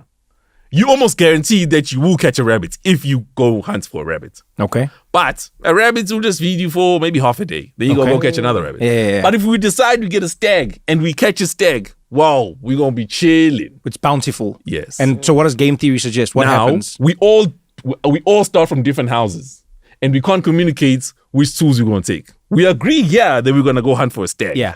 Then you go sleep at home. While you're sleeping, Trevor goes, I don't know if Caesar's really going to hunt for a stag with me. Because if I just go and hunt for a rabbit, I'm guaranteed I'm going to eat. However, if I think we're hunting for a stag and Caesar doesn't play with me, we all going to We're starve. all going to starve. Humans, because they act in their own best interest, will most likely all go for a rabbit. But is that true though? Is that how society, Yes. if you think about it, right? Think of tribes, think of cultures, think of everything. That goes against game theory in a way. No, we're hopeful. So, again, between us three, you may take it for a given that we'll all go hunt for a stag. Yeah. But obviously, there's emotions involved with us. We're all friends. If I say I'm going to bring another guy, we don't know. He's a part of us now. Now there's a problem. You see? Yes. Because it's a trust thing. It is a trust thing. It's a trust. It's a But trust that's what thing. I'm And saying. that's how that society the one works. person Okay, you but can now, trust is so now, yourself. yeah, but now let's bring it back to, so why do you think that'll hurt your voting system? Because inevitably, it means that this system will break down at some point. And what do you think will break down in it? as the monarch, may give an instruction, and these prime ministers or presidents may go against my instruction. No, you They rule the may all world. You're decide- thinking too hard. No, but they may go, actually, it's just Caesar. Let's just kill him." You rule the world. Look at You can't doubt yourself, bro. Look at royal No, families. I'm not doubting myself. I'm doubting humans, actually. Anela's not convinced yet. I'm absolutely not convinced. You are starting to make sense now about humans acting in self-interest. Yeah. And this is why I don't think your theory would work. It's because sooner or later, people like power. No one's going to want to let go of power regardless of what other countries are doing. And actually, that's when we will start fighting with other countries. That's how world wars happen, because we just start fighting with other countries because we don't agree on how we should all be doing things. So tell me, how do you think you can work with this? Because I've I also got can't another work way with to it. mitigate this idea. I can't work with it. It doesn't work at all. Okay, just to say it doesn't Even- work at all. Come No, on. it doesn't work. Because No, but wait. even the broadcaster in me is like, CNN can't keep up with all these elections at the same time, Sizwe. But that's a good thing. What do you mean that's a good thing? We don't care about the broadcasters. This is about democracy. We're like, I can't believe that you literally just went, wait. And if anything, I know that the world is at stake. But guys, what about CNN? Yes. You literally brought Not CNN. You brought CNN up when we're Anderson talking about the fate of the world. Yes, because somebody has to report on it, guys. No, why? Because somebody has to know what's happening. Why? How are these countries Hold on, going to let me know? get her. Let me get her. No, but you wait. know who'll cover these elections? Who? They'll be covered locally Yes. By who? By by the 947 of the world. No, but guys, also, we are people. You have to know what's happening in the other countries, this way. No, we No, don't. you don't actually. You can just text This each is, other. this is the beauty. This is the beauty of the system. Every country takes care of its own. You know what Caesar is doing? Yes, but how would you know if the other country is sticking to the rules? So, Anele, can I tell you what Caesar's doing? As you both know, I'm a big fan of football, as Americans say, soccer. And on the final day of the Premier League in England, a lot of leagues do this around the world. What they started doing is they started saying that every game on the final day is played at the exact same time. So every other week, games are staggered so that you can watch all the games and you can see who won, and then you play the next game. But what they realized at some point was, on the final day, there are teams who will play a certain way because they already know a result has gone in a direction that suits them. Oh. You see? So they will go, if we win this game, our rivals who are playing another game actually benefit. So we should lose this game to hurt our rivals because they're in a lower position on the table than we are. So then they realize, no, every game must play at exactly the same time so that you don't know how your fate is going to affect the other or be affected by the the bookies other. must hate that. I mean, I think they love it actually because it's chaos. Bookies love chaos. Right? But the thing it's done, to Caesar's point, is it's made it that everyone just has to focus on their game. You can't play your game based on another game. And so what Caesar's basically saying is, you shouldn't have your election in your country based on another country. And in fact, let's be honest, let's think about it. America has an outsized influence on other countries' elections, but they don't really have an outsized influence on the effect inside your country. Do you get what I'm saying? There are many countries in the world who will vote a certain way because of the vibe that America's putting out. And that may not be in the best interests of the country if they voted blindly. An example, you won't be able to be like, oh, we saw what happened with Brexit. What do we think in America? No, it's like it's all happening at once. We all walk out of our doors the next day and we're like, how?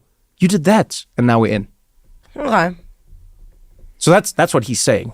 Any more questions? No. Because I've got so many more answers. I mean, I How don't long have you been thinking about this? about ruling the world. Yeah. Caesar wakes up every day thinking this. Every single day, Caesar. Caesar asks himself, he goes like, why don't I rule the world? That's what he asks himself every day when he wakes up. That's what he's asking ChatGPT. That's every ChatGPT. Why don't I rule the world? ChatGPT asks him. You know I still don't have ChatGPT? Really? I believe that because you are ChatGPT. Why would an AI use an AI? I've always felt like it's cheating.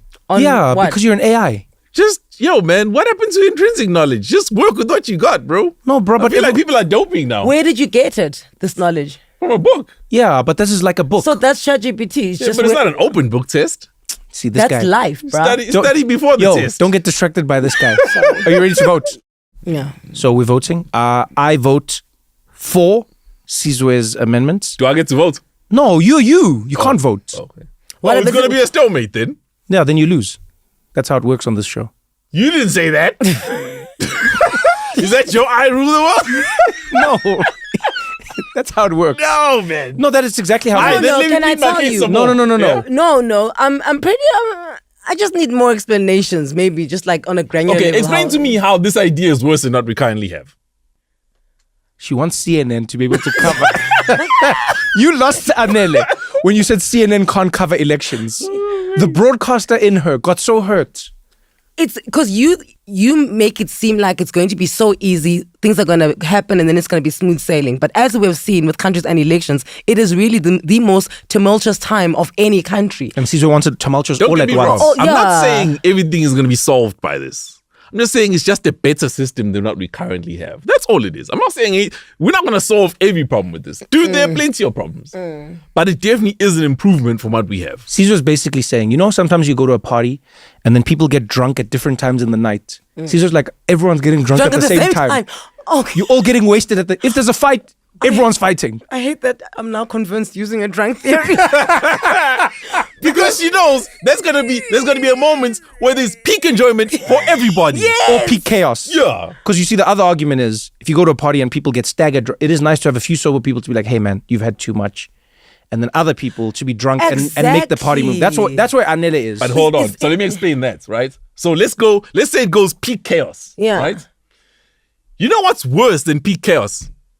Staggered chaos. You think so? Yes. Try to break up a fight here, and then as soon as you're done breaking up this fight, then another one breaks out. Then another one breaks out. Rather, there's one huge fight, then when the guys are done, you go, okay, now let's go clean the blood. So when everyone has killed each other. Yes, essentially. Not Because everyone's that's gonna what kill each other. That is peak chaos. That's peak Guys, chaos. it's not wrong. possible for everybody to kill each other. Okay, one The person will weak be dies. standing. If anything, this theory just gets better and better. I might want to go back I'm and change voting my against vote. it. You're voting against I'm it? voting against it. All right, No, Sizwe. sorry. But why are you voting against it? No, exactly that. The weak die. Sizwe, that's Oh, you've got an allegiance to weakness now. Is that what you're saying? No, but I'm just saying that you cannot have a chaotic system everywhere in the world. So everywhere there's war. Everywhere there's fighting. That's a worst case scenario. It will never happen like that. No, but that's not how the game works. You can't be like, well, on the best case scenario, my It's stuff will unlikely work. to happen like that because this theory is based on majority ruling. We And can't get- generally, people are scared of the majority. Yes, but once again, the majority themselves can also fight amongst each other. So you thinking that just because the majority rules and it's going to be fine, fair. nothing's going to happen. But now, once we're done winning and now we are the 51%, that then becomes 100% in charge of everything. We're going to start fighting inside that 51% But you because still- inherently humans want power. Sounds like you're still a no. No, wait. Forget. You still haven't explained to me how the status quo is better at mitigating that than my system, though. As in what's currently happening now. Yes. No, that wasn't my job to explain that. I know things are not going well, but your system is definitely not better. Sorry. It's way better. Sorry, Sizwe. This is how it works. You're a hater. But it's fine. All that matters. Single Anele would have voted for this. No. Wow. Shit's changed. Okay? Shit's changed. All right. Oh, man. Okay, well, Sizwe, I'm sorry. I'm familiar with the feeling you have right now. I've never won an If I Ruled the World. Yeah, because your ideas were just horrible. Who's the hater now? I'm just saying. Wow, My bro. ideas are great. We're going to continue this conversation right after this short break.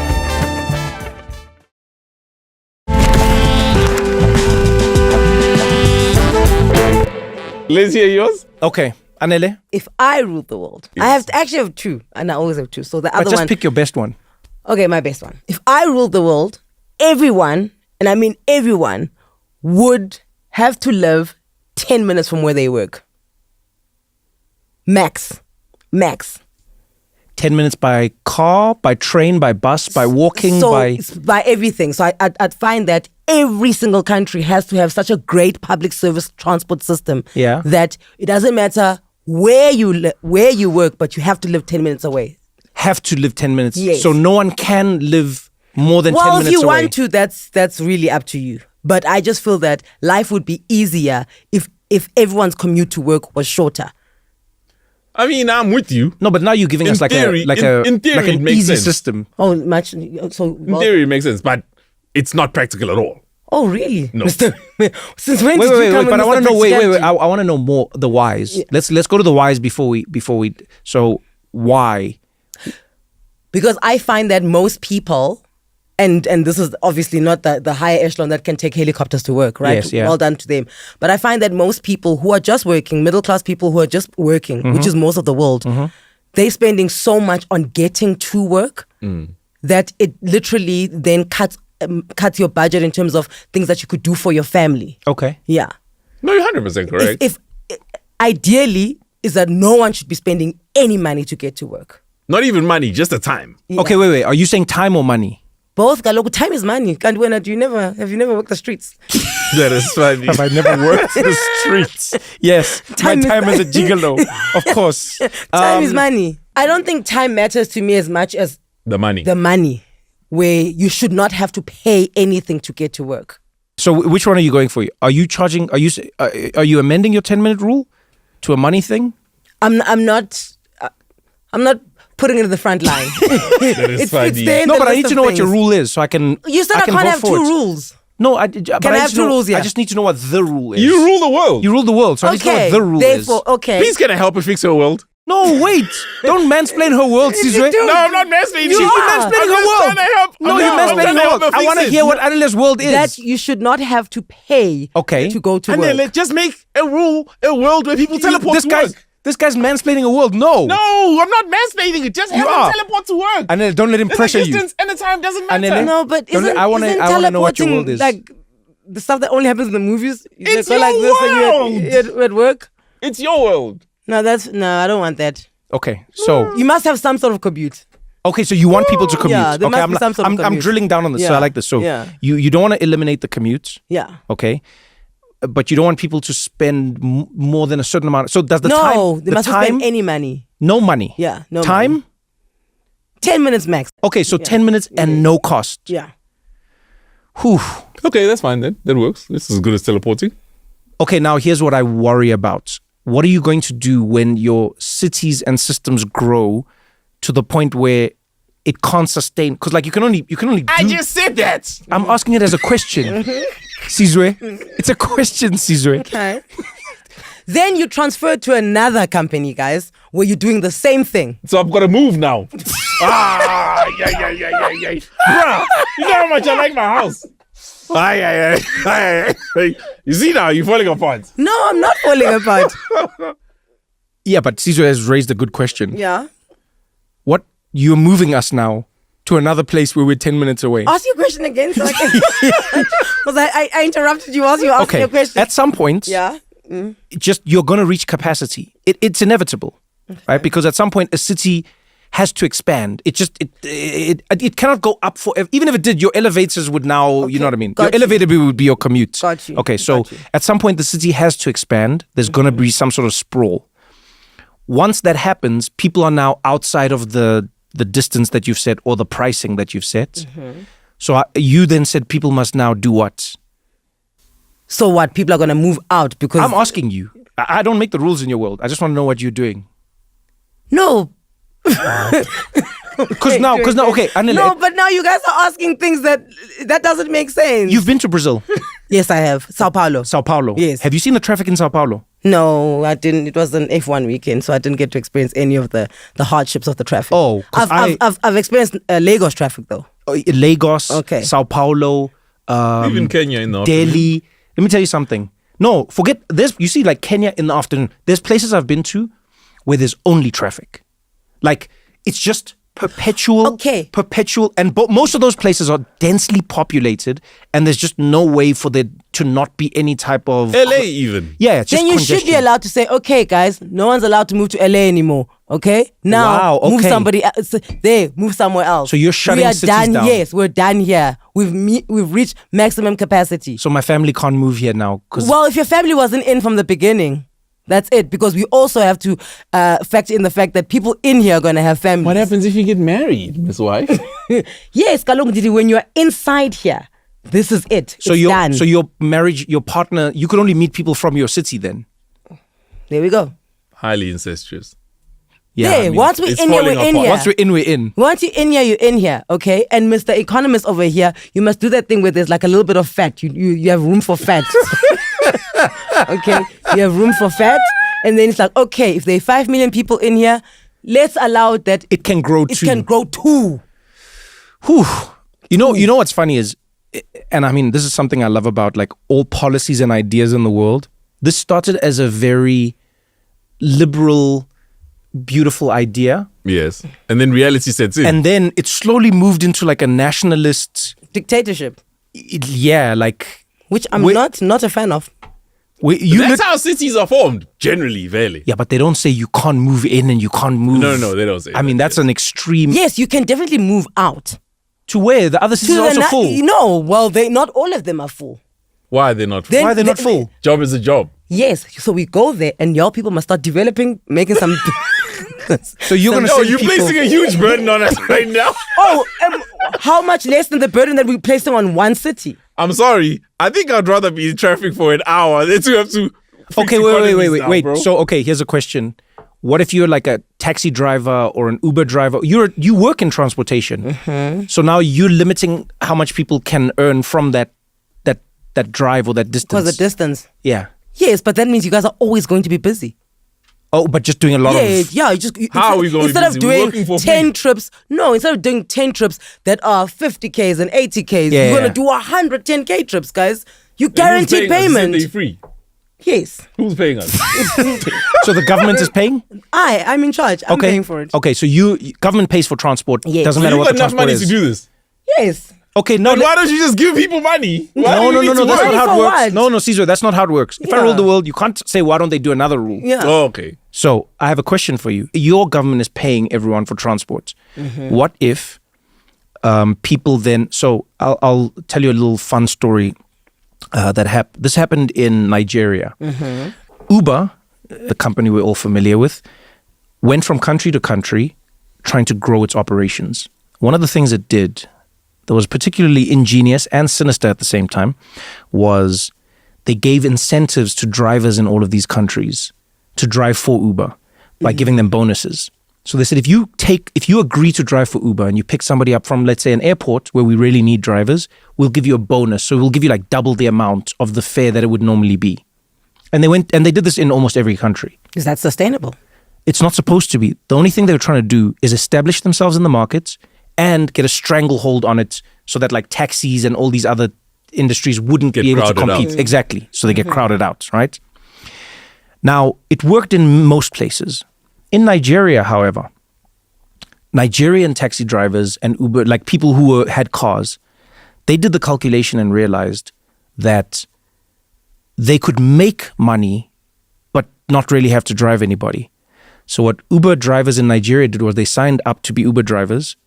They then called themselves from the airport, picked up nobody from the airport, drove themselves back into the city, and then got the bonus amount, which paid So for you're the making gas. yes. And then they took themselves back to the airport to get another fare that was a bonus. Because if it's a bonus, then you're just living off the bonus. And they were making so much money doing this that Uber cancelled the scheme for the whole world. Man, basically, Nigerians are so Bruh. genius, bro.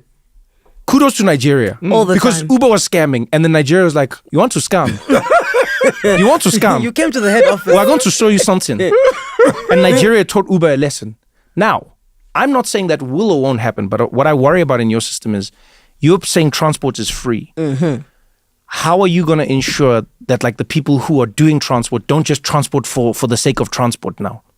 Because you're working with people who are working, right? So it is the onus is also on the person who's being transported to show where they're working.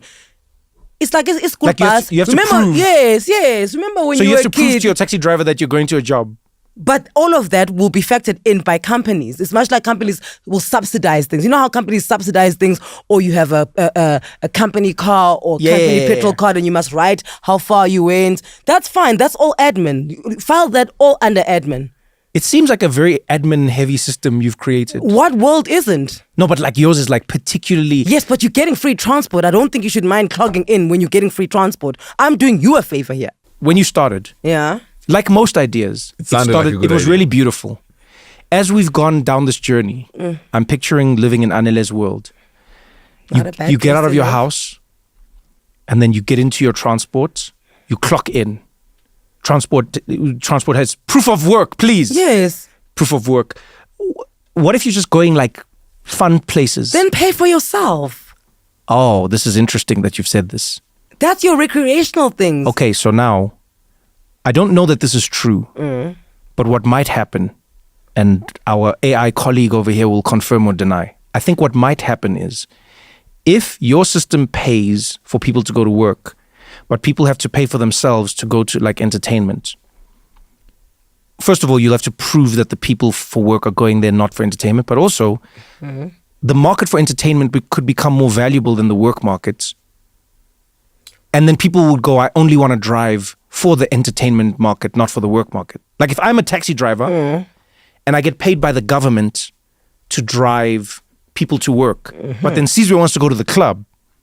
Now I go, Caesar, I already have a fare. It's taking this person to work. Caesar goes, I'll pay you double But because I'm that's- paying. In all fairness, though, to defend Anela's system, You live 10 minutes away from work. Even if there are no cars to take you to work, walk to work. Yeah, but that can't be a 10-minute walk. Guys, I don't know if you know how transportation works. No, she You said can't- 10 minutes. She didn't say 10 minutes walking or driving. Yes, but it can't be the same. It can't be 10 walk, 10... Do you use Google Maps? They say Every 10 time you walking. change them, it's going to change. Okay, 10 walking. Don't change it, because if you say 10, don't let him trap you, Anele. No. This was never asked of me. This would be the first time I'm giving That's what I'm my saying. She didn't answer. say. Great. Exactly. Yeah, yeah. So it's 10 walking. Oh, it's 10 walking. So the you whole go. city's 10 walking. Yeah. Your whole city's 10 walking. Yeah. Okay. But don't get distracted from the entertainment point that you No, were making. I want to Yeah. go back now to Yeah. 10 walking. So now we walk to work. Everyone. And we drive to party. Everyone works 10 minutes from... Yeah. What if I don't want to live where my work is in that way? That's fine. She said that's fine. That's up to you. If you want to move further You opted away, out of you that. opted out. So, for instance, once again, let's say you have a company car allowance of $30,000, right? Mm-hmm. And you're just like, no, I don't want to drive a Prius. I want to drive an X5. That's great. You're still going to get your 30,000 from us. But everything else, you can then top yourself up, right? So we're saying here, There's something we're missing here. Everyone works 10 minutes I'll be from a work. business person in this world and I'm going to make gazillions. How are you going to do How? that? I've just thought of so many loopholes, but carry on. No, this is why. this is why, Kaluk, you must poke balls. No, it's not a wrong thing. Keep your world. I'm just make money in your world. I've never encountered somebody like this. This guy is not even trying to help. He's going He's going to actually vote for me. to on vote for purpose. you Yeah. so that he can make money in a theoretical world. See, so there's something truly wrong with you. So, okay, all I worry about, Anele, is I can see the system crumbling somehow because 10 minutes for everyone means somebody's not where they want to be 10 minutes from. Because not everyone can be That's 10 minutes fine. from. Then No, that's I'm saying they you. can't be, even if they want to be. Why? You reach capacity at some point. Yes, but I told you, then goes to another place. Then we build there, and then so that we can create 100 New But my Yorks. friends are and here. then you make friends. Excuse me, you left us in South Africa. I didn't leave you. You did. I didn't leave you, Anele. I didn't leave you. Yes, don't be like your friends are here. We were your friends, we were here, and you left. I didn't leave you, Anele. No, I didn't leave I'm you. gonna come to that. Guys, there was a white genocide in this country. I'm half white. And I'm light-skinned. I'm half white, guys. I had to choose. I wasn't sure what you guys were going to do with me. What I'm saying is, it's. Perhaps what I'm saying is you have to go and create I love the a sentiment. lot of Johannesburgs, a lot of Lagos, You're making many New cities. Yorks, and all of that. You can't just bank on the fact that only one city is the one that's going to take all of the strain. Everybody's going to flock to the city. Yeah. Develop other cities so that we can all be like that. I'm ready to vote. That I'm also can- ready to vote. I'll be very lenient on you. No, don't be. No, I mean, I'm not your charity case. I'll drive you to work. Look, I know what you mean well, so I'll adopt it. What? This guy wants to make money in your fictitious. This guy's. But he's wait. being so transparent. After You we mean vote, well. after we vote, I want to know how he's going to make money from my system. But after we vote, so you're voting for me. Yeah, I'll vote. I really can't believe this, guys. Thank you. What are you doing I there? genuinely can't believe He's asking this. ChatGPT. I genuinely can't believe He's asking this. ChatGPT if my way of ruling the world is viable. can't Guys, believe it's this. viable. Trust me. It's not about viability. I just can't believe Caesar is going to vote yes because he wants to make business in a fictitious world. So I'm going to vote no. Why? The reason I'm voting no, I love the sentiment. I love the feeling behind your idea, by the way, because I agree with you. I think it's unfair that some people spend a disproportionate amount of their income on getting to work and getting back from work, because then they're not reaping the benefits of work the same way somebody who lives close to work does. So the idea behind The it, benefits of their salary, bruh. yeah, that's what I mean. Yeah. That's what I mean. The benefits of it, Okay. like we both earn 1,000, but I spend 500 getting to and back from work, means you have more of your 1,000 than I do. Your sentiment, I'm completely for. As is often the case on If I Ruled the World, it's not that we disagree with the sentiment, it's the rollout. rollout that worries us. I worry that if you create a hard rule of 10 minutes from work, very quickly we reach capacity. Very quickly people, as you said, get kicked out to go and have to build new cities somewhere else. Yeah. I think this creates an imbalance now. If I remove the 10-minute rule, are you saying you're willing to amend it and say, in your world, just no one would pay to go to work? Exactly. So if what you were saying is, if all get paid $1,000, right? Yeah, no one pays to go to work. Yes. In your world. Yes. And it doesn't matter what type of work. I can vote yes for that. Yeah, that's a yes. That's a clean yes. Okay, thank you. It's definitely a better world than what we have now. No, for sure. I vote yes for that. Thank you. Oh, well done, Anele. Congratulations. Thank you. Oh my word. It's such a moment. That is fine. It really is. Well done. Why do I win? No, you've won. Oh, What you've won is that you've won. I thought there was just like a tangible prize. Don't go anywhere, because we got more What Now after this.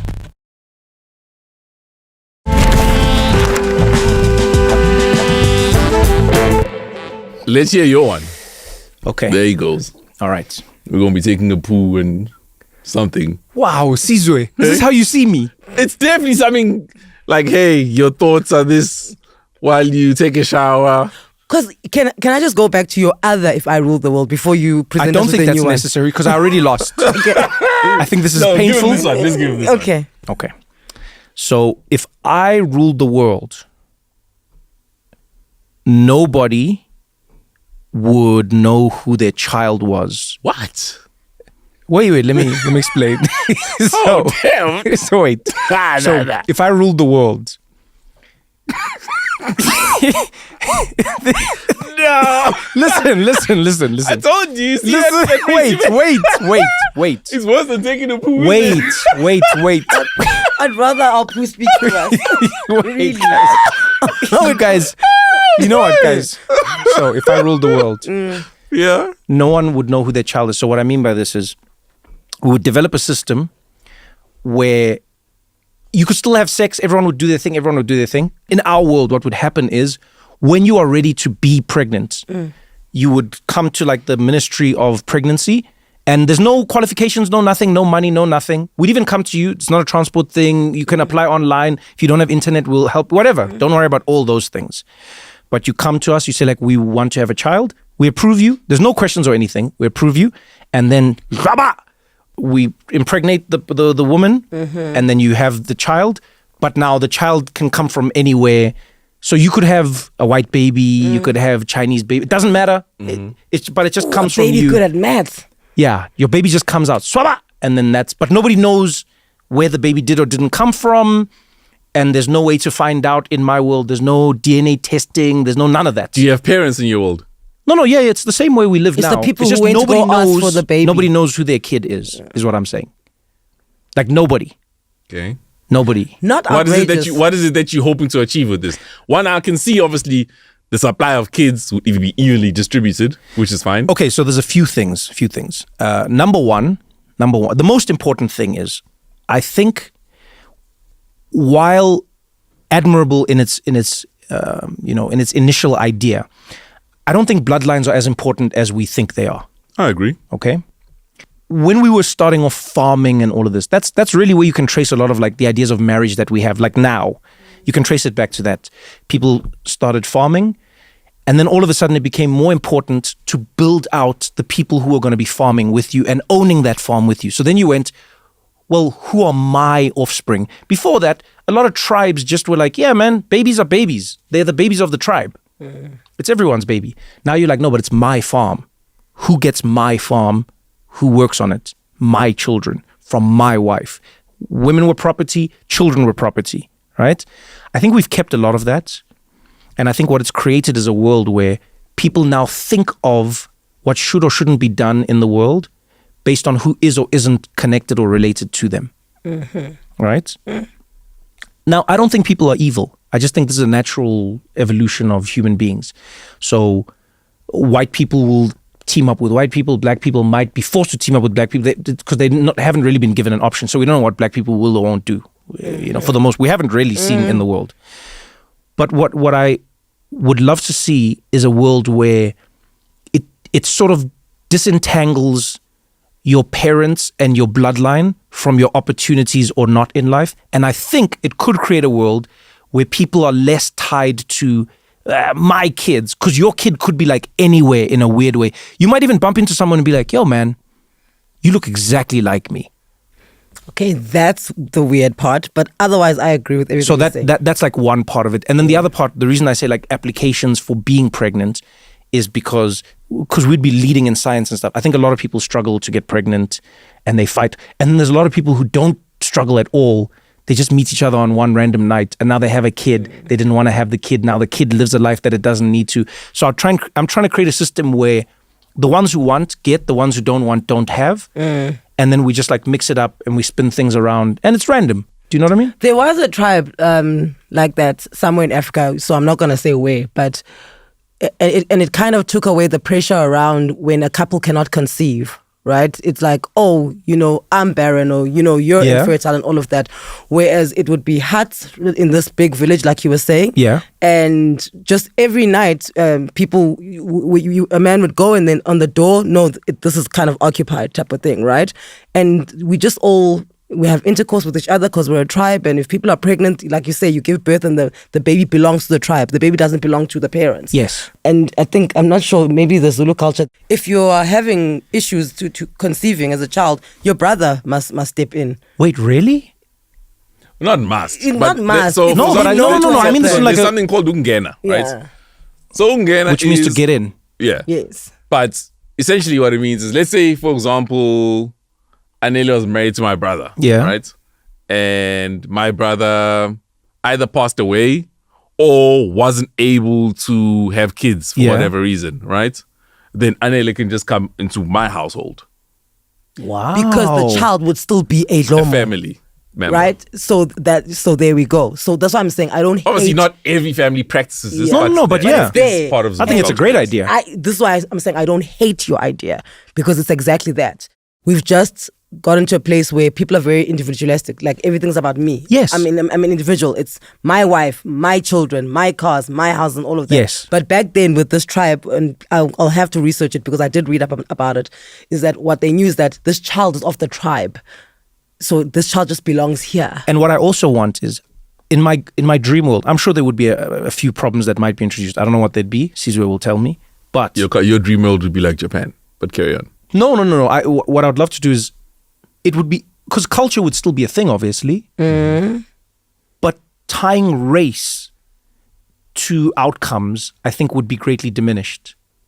So there would be a Xhosa Chinese kid now. Because it's like, yeah, you're just Xhosa. And the thing I like about culture in that way versus like race is that you can opt into culture in a way that you can't with race. You can marry into a Xhosa family. Yeah. You can marry into a Zulu family. Yeah. You get what I'm saying? You can adopt a culture in a way that you can't with race, because race is exclusionary. It's like, this is your race, buddy. This is how you're born. This is you. Not only this is, we are saying that this is you forever. You are Indian, you are Chinese, you are black, you are this, you are this, you are this. But with culture, you'd be able to be like, no, I am whatever. I like what your idea aims to achieve. But I worry that human nature would just mean that more people would opt out of being parents. oh, interesting. Say more. So, for the same reason that you mentioned, there's actually no other reason to be a parent except a selfish reason. Okay. There's no other reason. So people speak of legacy. People speak about, I want to carry on my bloodline. People speak about, I want to see myself in this kid. And they would have none of that in your world. And so what I think they would eventually do is they'll just be like, hey, you guys can raise other people's kids if you want. I'd rather keep my money for myself and my wife, and I'm out. Yeah, but they're going to die out at some point, and then the money goes somewhere. People will die anyway. No, but think about it. I hear you. Yeah. But my response to them would be, yes, you're going to die out. And who are you going to leave the money to? Yeah, people don't care. It happens now anyway. But that's fine, because that means that then they would die out as people, and their money would end up coming to the children of everyone. But the issue is not the take money. that The money- issue is about people not having kids. Don't you think it would average out, though? Because in any society, there are people who want, there are people who don't want. But the law of averages dictates that. I don't believe it would average out. You don't think so? You don't think... Looking at human nature, and just look at, I use Japan for a reason, Yes, right? go. Because in Japan, the birth rate has been decreasing Yeah. steadily over the last 20 years. Okay. Right? And that's not even because of anything, but just because the Japanese government told them not to have as much sex. Don't procreate as much. And then people went so far there that it's at a point where the Japanese government is like, yo, hold on, maybe start having more, but now Yes. the behavioral patterns have changed. Yeah, completely. So but this, now, this is I'm not saying, I don't know, I can't say for certain, but I do believe human nature would cause people not to want to raise other people's kids. now my counter argument to you is, yes, Japan's population is declining, Africa's is increasing. So if we average it out over the whole world, Japan is going down, Africa's going up. Yeah, but Africans are raising their own kids. No, yeah, but everyone would be raising their own kids in my world. It's just No, they come from inside you. They're your kids. Come on.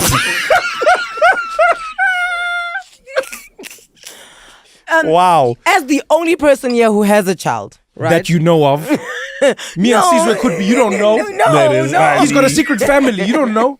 no. Me and Nanele are sitting on one side for a reason. Yeah. Okay. There is something about raising a child and then they do something or they say something, and that for that split moment, you're just like, oh my word, that is so me, or that is so your dad, right? Mm-hmm. And I don't think you'd be able to have that. And that little 1% of that happens makes the other 99% of parenting worth it, because parenting isn't fun. I'm glad you said that. No, Thank you. parenting is just not fun. It's a lot of stress. It's a lot of anxiety, and everybody who's a parent is acting like they're okay, but we're not okay. Thank you, Anele. Thank you for Yeah. this. This is a truthful moment, everyone. Is it beautiful? Yes. That Yes. one. It's almost like training for the comrades or training for marathons. Yeah. Or training for whatever it is. Is that you're going to train for years and years, and then that moment of glory when you get that Olympic medal. That's 30 seconds on the podium. Your flag's up. Well done. Off you go, and you go and train for But the another. rest of the time is torture. Yeah, for the rest of the time, Okay. it's absolute torture. It's absolute torture. And under your ruling, Yes. in your world, you're taking away the 1% that makes the rest of it worth it. Okay, I hear you, but you wouldn't know the 1% in my world, because nobody. Yeah, you might. You don't know, because remember, it's a lottery. Can I You even don't ask know. it this way? What's the incentive to have a child in your world? People want children all the time. For what? They just eat your money. They in your space. No, for real. Because we started off by saying Yes. there's only selfish reasons to have kids. Yes, Yeah. but what I'm saying Now is, you've taken away the selfish reason. So- People will only have kids for selfless reasons. Yeah. there are people all over the world right now Yeah. banging down the doors of clinics trying to get children. Yes. Right? This is throughout time, people have tried to get children. Yes. People want children. Yes. So the reason I think people would still want children is because, to your point, children are terrible, but they're meaningful. You know what I mean? So Okay, no. So listen, we've had the experience with you. You have given us like before you had your son. I can unequivocally say I had zero interest in raising a young human being. These things were terrible, and there was no need for them to be in my life. Then you made one. I was introduced to him. We've spent time with him. Then I was like, wow, what a beautiful journey, watching him evolve. Because your watching entire him life grow. with Alak is the 1%. Yeah, but no. I get that. Yeah. But my point is still, because I've seen that, I'm now more amenable to it. You get what I'm saying?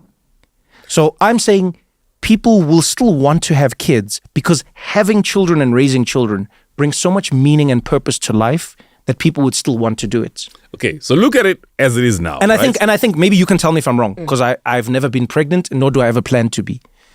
The experience of it for many women, I've been told, is some have a terrible one, but others will tell you it's the most empowering and beautiful, and the feeling and the life inside of you. So I don't know. I think some women would be like, I do like being pregnant. I love being pregnant. There you go. I really. So in but my also world, you'd be pregnant. And my pregnancy was easy. That's another thing. But I liked it, and you could eat what you want, and no one judges you, and Yeah, you see? you know, and you can People would skip the still- line. But the statement is incomplete. Why? Would she like being pregnant if you're going to snatch the baby away from you afterwards? No. For her never to see it again. Whoa, no. I'm not doing it that way. And I'm not taking anyone's babies away. I'll never do that to people. What do you mean not taking it? She's not going to get to raise the baby. No, you are I'm going to get to raise incepting. your baby. What he's saying is that when it's time to get pregnant, you go to Yes, like a you come to central us, system, and then we go- impregnate you. we impregnate and it's not you. necessarily your husband or your Oh, partner's sperm. is that what you mean? Yes. Yeah. Yes. Oh. No, but not anonymous sperm bank. It is. No. Hey, So I would know who the dad is. Don't undermine my. This is terrible branding. It's a sperm bank. Hey, it's Just not a high-end It's one. not a Okay. sperm bank because the embryos are also coming from someone Then else. the guys are going to opt So out. I'm just opting in as an oven. I had no. So she's raising her kid. I'm raising a rando. No, wait. No, even the embryo. So all I'm being used is the oven, but I had no say in what went into the recipe. No, guys. Okay, so I'm gonna, whoever shouted that shit from the peanut gallery. Yeah. We were doing so well here. Yeah. No, we were. Branding. This is why branding. This is why branding is so important. This is why branding is so important. Crypto. Okay. In my world, we'll make it. Like, it's really going to be a beautiful experience. So Explain the so you will experience. come to the Ministry of Insemination. We're going to call it the Ministry of Life, actually. Sound like a cult now, but carry on. The Ministry of Life. You will come there, and we will be part of celebrating this thing that you wish to achieve, which is creating life. And it'll be like a honeymoon. Sounding We'll like a give cult. you, champagne and caviar, everything that you want. You spend a wonderful night together. On that night, you know what I mean? We're going to set the scene, create the vibes. Everyone in the world's getting caviar. Yeah. Forget that. Caviar's How actually. does she get impregnated, wait, bro? Sizwe. She's listening right now. I'll handle you afterwards. Let me do one at a time here. So Anizi, you come there, everyone gets champagne, everyone gets caviar. Luther Vandross is playing Babyface. Babyface is playing. Everyone's enjoying themselves. Whatever you want that night to be, we will make it happen. And remember, the ministry has departments all over the world. So we're close to you, 10 minutes away. So you come there, you enjoy yourself, and then on that night, we inseminate you. Right? It's a very seamless process. It's not going to be like IVF is now. We've worked on the technology, but we inseminate you in that process. Okay? Very And so- the devil's It's a advocate. cult. No, Wait, and so what listen. happens is now in that night, you have been inseminated, you are now going to be pregnant. And then you're going to go off, and you and your partner or husband or friend or whoever you chose to do this with, you've done that night So together. this baby is not 50% anyone's. It's 50% you for It's sure. you and your partner the same way another child is. No, but No, you no, must- no. It can't be the partner. What do you mean? Because the 'Cause how sperm did came you- from how- anywhere. Oh yeah, the sperm and So it's 50% her. the sperm. No, it's not. The Because he sperm said, I'm just carrying it, and but the the embryo is embryo- not mine. come from anywhere. So you might bump into your own genes in the world. You never know. Yeah, bro. What I'm saying though is you will now walk away pregnant, and when your child is born, and they are your child. Stop saying your child. They're not. Can I your amend? child. Can I You just amend? told me your When brother. the child You is just born. told me your brother can come and inseminate you. That's your child. is That's it not? family, Yes, bro. that's Yes, family. We've got what- the same genes. We're family. But in my world, do you understand that over time, Aye, aye. genetically, we will all have the same genes, but So diverse. I have a 1 in 8 billion chance that I'm going to run into my child. It's not 1 in 8 billion, actually. Because if you have 2 kids, because of your family. Two, 8 billion. No. But also, think of how your bloodline, if you traced your family tree as far back, you'd find that it's not 1 in 8 billion.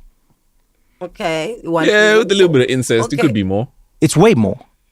So it's So not. I have less chance of running no, it's into way my more. child. Higher. Higher Way chance. higher. Way higher. Oh, okay. Way higher. So You- one you- in- But also, do you want to spend your life searching for your child? What No, nonsense I is this? don't. But guys, this No, is man. your child. No. No, this I'm is out. a very separated. I'm voting birth. out of this nonsense. So what's your concern here?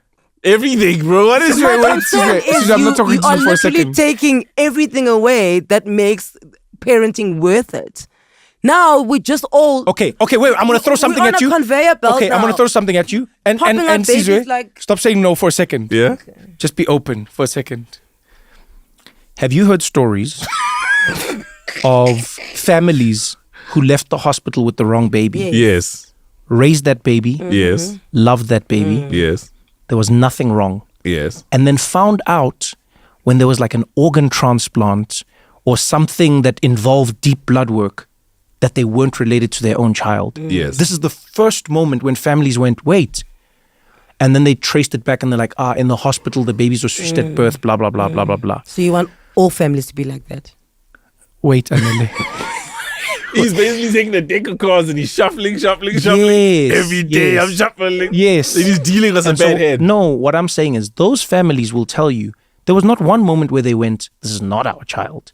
They had the same experience of raising them, loving them, seeing them grow, Yes. feeling them, all Because of they it. believed that the child was theirs. Because the sense of protection you feel for a child, for a baby, is because there is a familiarity between you and this baby. This is why mothers, some of you are lying when you say this, when they're like, oh, they placed the baby on my chest and, I fell in love immediately because, it's the greatest love I've ever known. What you're feeling is familiar. It's like I've seen this person before. And then you have a feeling of, this is me. I can see me here. I can see my husband here or my baby daddy, whoever it is. It's the sense of familiarity that you have and not necessarily imprinting. love. Yes. So now, if I know that that's not my child, where you're just like, oh, I'm looking forward to getting to know you better. And also, see, Anil already alluded to this, right? Part of the joys of parenthood is the things that you don't teach your child, but that they inherently just know. Then you're just man, this is amazing. Can I tell you something here? This is something that people take for granted. A lot of that is confirmation bias. So we take for granted that a lot of the behaviors that children get from parents are learned. They're in the environment with you, and we don't think we're teaching, but we are. Children laugh like their parents, not because they inherited the laugh necessarily, but because the laugh gets passed. You can even be like, oh, you did the exact same thing as my grandfather. Yes, but things are passed down, and kids are constantly, without knowing it, decoding what they take and how they take it. I can agree with learned behavior, Yeah. but there's genetic stuff. Yes, I understand, but I'm saying we take for granted how much of what we recognize isn't genetic. We're seeing what we want to see.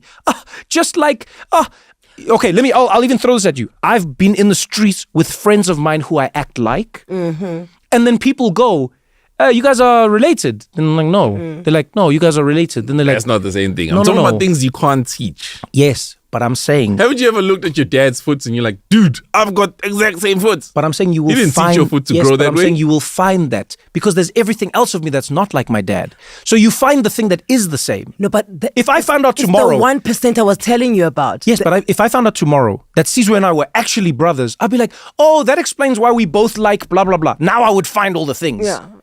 Do you know what I mean? It's like when people fall in love, all of a sudden they look alike. Have you seen star signs? People get star signs and now all of a sudden they're like, that explains it.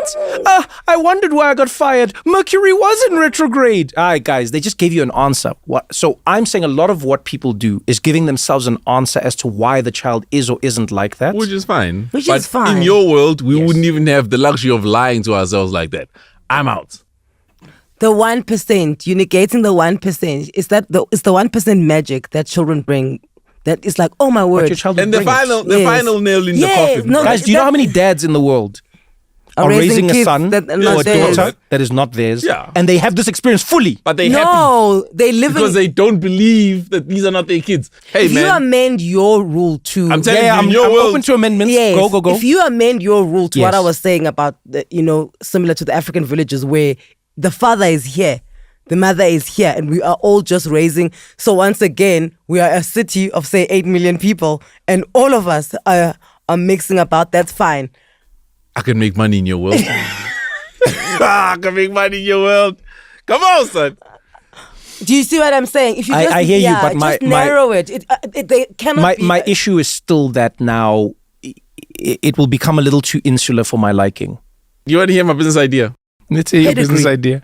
I would be the guy smuggling like real kids. So, like you'd be like, yo, you and you. Deserve Once you're a a real child. baby, Oh. come visit me for 9 months. You'll walk out with your real babies. That's my business. You guys be moving with real ones. Selling authentic babies. I mean, needless to say, there would be a crackdown of this black market here that's run by Sizwe. But It wouldn't only be black markets. It could be white markets, Chinese markets. Asian market, Indian market. I'm willing to accept your votes. Will you amend your rule though? Unfortunately not. Aye. That one I can't amend. I'm voting hard to this one. I'm sorry, But Anele, you I were can't- there, like you really had me. I know, but I can't amend it because it wouldn't fulfill what I'm trying to do. So You meant well, but like Anele, nah. I'm not voting for this world. So your yours- world, your world would have cycles, bro. Yo. There'd be jokers moving around every day. why would my world have psychos? Come on, there's trauma in your world. Why would there be trauma?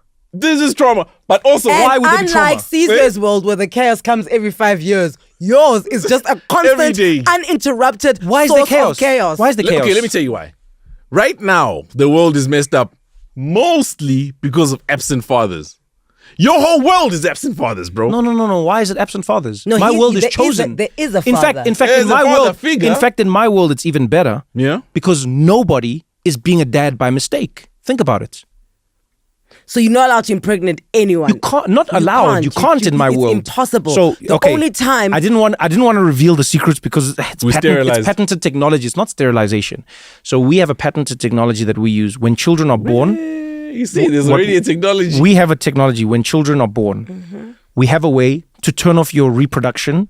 So that like when you're living the same way like people get, vasectomies and then they reverse them. Yeah. But we do that like from the time you're born, it's done. So you don't even have to worry about it. And then when you're ready to have kids, we come and we do a thing and we like make it happen. And then you shoot into something and then that can then get distributed across the world. Exactly.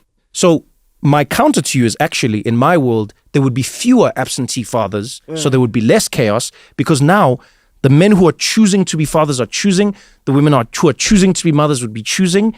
And I would rather be in a world where people who want kids have more kids because they want them, and the people who don't have fewer kids because they don't want them. And I think that would still average out. Because it's entropy. It always happens. No, the idea is a noble one. I think it would be fewer. I love that you said absentee fathers. In my world, there would be fewer absentee fathers. There would be no absentee fathers because but you never know. People get divorced and stuff. You can't force things. I'm not gonna. Force really? You can't force things. No. Remember, you're forcing one thing at a time.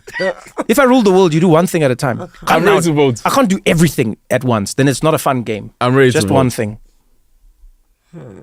You said no long ago, bruh.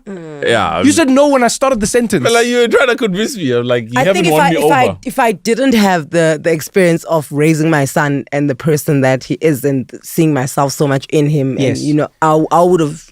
I'm gonna throw one thing at you. Go for it. Come to Caesar Corp for the originals, baby. Wait. Selling originals. You can't be a corporation doing crime.